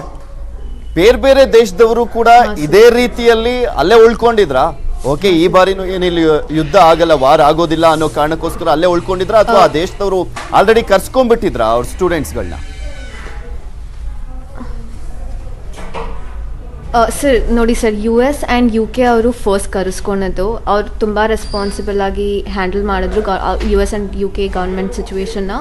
ಆ್ಯಂಡ್ ಅಲ್ಲಿ ಮೈನಾರಿಟೀಸ್ ಇದ್ದಾರೆ, US ಆ್ಯಂಡ್ UK ಅವ್ರು ಕಮ್ಮಿ ಕೂಡ ಇದ್ದಾರೆ, ಆ್ಯಂಡ್ ಇಂಡಿಯನ್ಸ್ ಜಾಸ್ತಿ ಇದ್ದಾರೆ. ಆ್ಯಂಡ್ ಡಿಫ್ರೆಂಟ್ ಪಾರ್ಟ್ಸಲ್ಲಿ ಇದ್ದಾರೆ. ಐ ಕಂಪ್ಲೀಟ್ಲಿ ಅಂಡರ್ಸ್ಟ್ಯಾಂಡ್ ಇಂಡಿಯನ್ ಗೌರ್ಮೆಂಟ್ಗೆ ತುಂಬ ಕಷ್ಟ ಆಗಿದೆ. ಈವನ್ ಲೈಕ್ ಬೇರೆ ಬೇರೆ ಪಾರ್ಟ್ಸಿಂದ ಕರ್ಕೊಂಬರೋದು, ಎವ್ಯಾಕ್ಯುಯೇಟ್ ಮಾಡೋದು, but it's trying it's best. ಅದಾದಮೇಲೆ ಆಫ್ರಿಕನ್ ಪೀಪಲ್ ಇದ್ದಾರೆ ಅಲ್ಲಿ ತುಂಬ ಜನ, ಬಟ್ ಆಫ್ರಿಕನ್ ಗೌರ್ಮೆಂಟ್ ಯಾವುದೇ ಥರದ ರೆಸ್ಪಾನ್ಸಿಬಿಲಿಟಿ ಇಲ್ಲಿವರೆಗೂ ನಾನು ನೋಡ್ದಂಗೆ ತೊಗೊಂಡಿಲ್ಲ. ಆ್ಯಂಡ್ ಆಫ್ರಿಕನ್ ಎಂಬಸಿಯಿಂದ ಯಾರನ್ನು ಕರೆದೂ ಇಲ್ಲ, ಅವರೆಲ್ಲ ಇನ್ನೂ ಅಲ್ಲೇ ಸ್ಟಕ್ ಆಗಿದ್ದಾರೆ. ಇಂಡಿಯನ್ಸ್ ಸ್ವಲ್ಪ ಜನ ನಾವು ಹೆಂಗೋ ಬರೋಕ್ಕಾಯ್ತು because of the help of Indian government and then state governments ಇಂದ. ಅದು ಬಿಟ್ರೆ ಮೊರೊಕನ್ ಗವರ್ಮೆಂಟ್ ಕೂಡ ಬೇರೆ ಕಂಟ್ರಿ ಗವರ್ಮೆಂಟ್ಸು ಐ ಥಿಂಕ್ ಇನ್ನೂ ರೆಸ್ಪಾಂಡ್ ಮಾಡಿಲ್ಲ ಅನ್ಸುತ್ತೆ ವಾರ್ ಸಿಚುವೇಶನ್ಗೆ. ಐ ಡೋಂಟ್ ನೋ, ಈ ವಾರ್ ಡಿಕ್ಲೇರ್ ಆಗ್ತಿದ್ದ ಹಾಗೆ ಬಟ್ ಪೇರೆಂಟ್ಸ್ ಗಳಿಗೆ ತುಂಬಾ ಭಯ ಇರುತ್ತಲ್ಲ ನಿಹಾರಿಕಾ, ಶ್ರಾವಣ್ಯ, ಪೇರೆಂಟ್ಸ್ ಗಳಿಗೆ ಸಹಜವಾಗಿ ತುಂಬಾ ಜನ ಕಣ್ಣೀರನ್ನ ಕೂಡ ಹಾಕ್ತಾ ಇದ್ರು. ನಿಮ್ ಪೇರೆಂಟ್ಸ್ ಹೇಗ್ ಧೈರ್ಯ ತುಂಬ್ತಾ ಇದ್ರಿ? ನೀವೇನು ಹೇಳ್ತಾ ಇದ್ರಿ ಪೇರೆಂಟ್ಸ್ಗೆ ಅಂತ?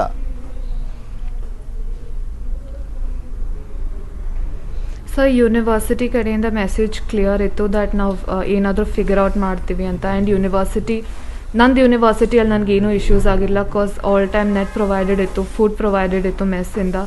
ಸೊ ನಂದು ಯೂನಿವರ್ಸಿಟಿಯಲ್ಲಿ ಏನೂ ಪ್ರಾಬ್ಲಮ್ ಆಗಿಲ್ಲ. ನಮ್ಗೆ ಬಸ್ಸಸ್ಸು ಎಲ್ಲ ಅರೇಂಜ್ ಮಾಡಿದ್ರು ಬಾರ್ಡರ್ಸ್ ರೀಚ್ ಆಗಲಿಕ್ಕೆ.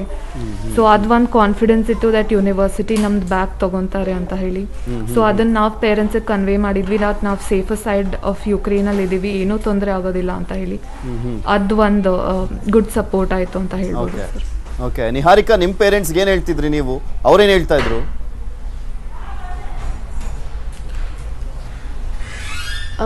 ಸರ್ ನಮ್ಮ ಪೇರೆಂಟ್ಸ್ ಅದೇ ಹೇಳ್ತಾ ಇದ್ರು, ಎಷ್ಟೇ ಆಗಲಿ ಇವಾಗ ಟಿಕೆಟ್ ಬುಕ್ ಮಾಡಿ ಬಂದುಬಿಡು ಅಂತ. ಬಟ್ ಅಲ್ಲಿ ಫ್ಲೈಟ್ಸ್ ಅವೈಲಬಿಲಿಟಿ ಇಲ್ಲ. ಆ್ಯಂಡ್ ನಾವು ಯಾವುದೇ ಟಿಕೆಟ್ಸ್ ಬುಕ್ ಮಾಡಿ ಹೋಗಬೇಕು ಅಂದರೆ ಕೀವ್ಗೆ ಹೋಗಬೇಕು, ಅಲ್ಲೇ ಇಂಟರ್ನ್ಯಾಷನಲ್ ಏರ್ಪೋರ್ಟ್ ಇರೋದು. ಬಟ್ ಕೀವ್ ಆಲ್ರೆಡಿ ತುಂಬ ಡೇಂಜರಸ್ ಸಿಚುವೇಶನಲ್ಲಿ ಇರೋದ್ರಿಂದ ನಾವು ಯಾರೂ ಕಂಟ್ರಿನ ಬಿಡೋಕ್ಕಾಗ್ತಾ ಇರಲಿಲ್ಲ. So that was the main problem, ನಾವು ಇಂಡಿಯನ್ಸ್ ಯಾಕೆ ಕಂಟ್ರಿನ ಬಿಡೋಕ್ಕಾಗಿಲ್ಲ ಅನ್ನೋದು. ಯಾಕಂದರೆ ಕೀವ್ ಡೈರೆಕ್ಟ್ ಅಟ್ಯಾಕ್ ಆಗಿರೋದ್ರಿಂದ ನಾವು ಕೀವ್ಗೆ ಹೋಗೋಕ್ಕೆ ಆಗ್ತಾ ಇರಲಿಲ್ಲ. ಥ್ಯಾಂಕ್ ಯು ನಿಹಾರಿಕಾ ಹಾಗೆ Shravanya, nice talking to you both.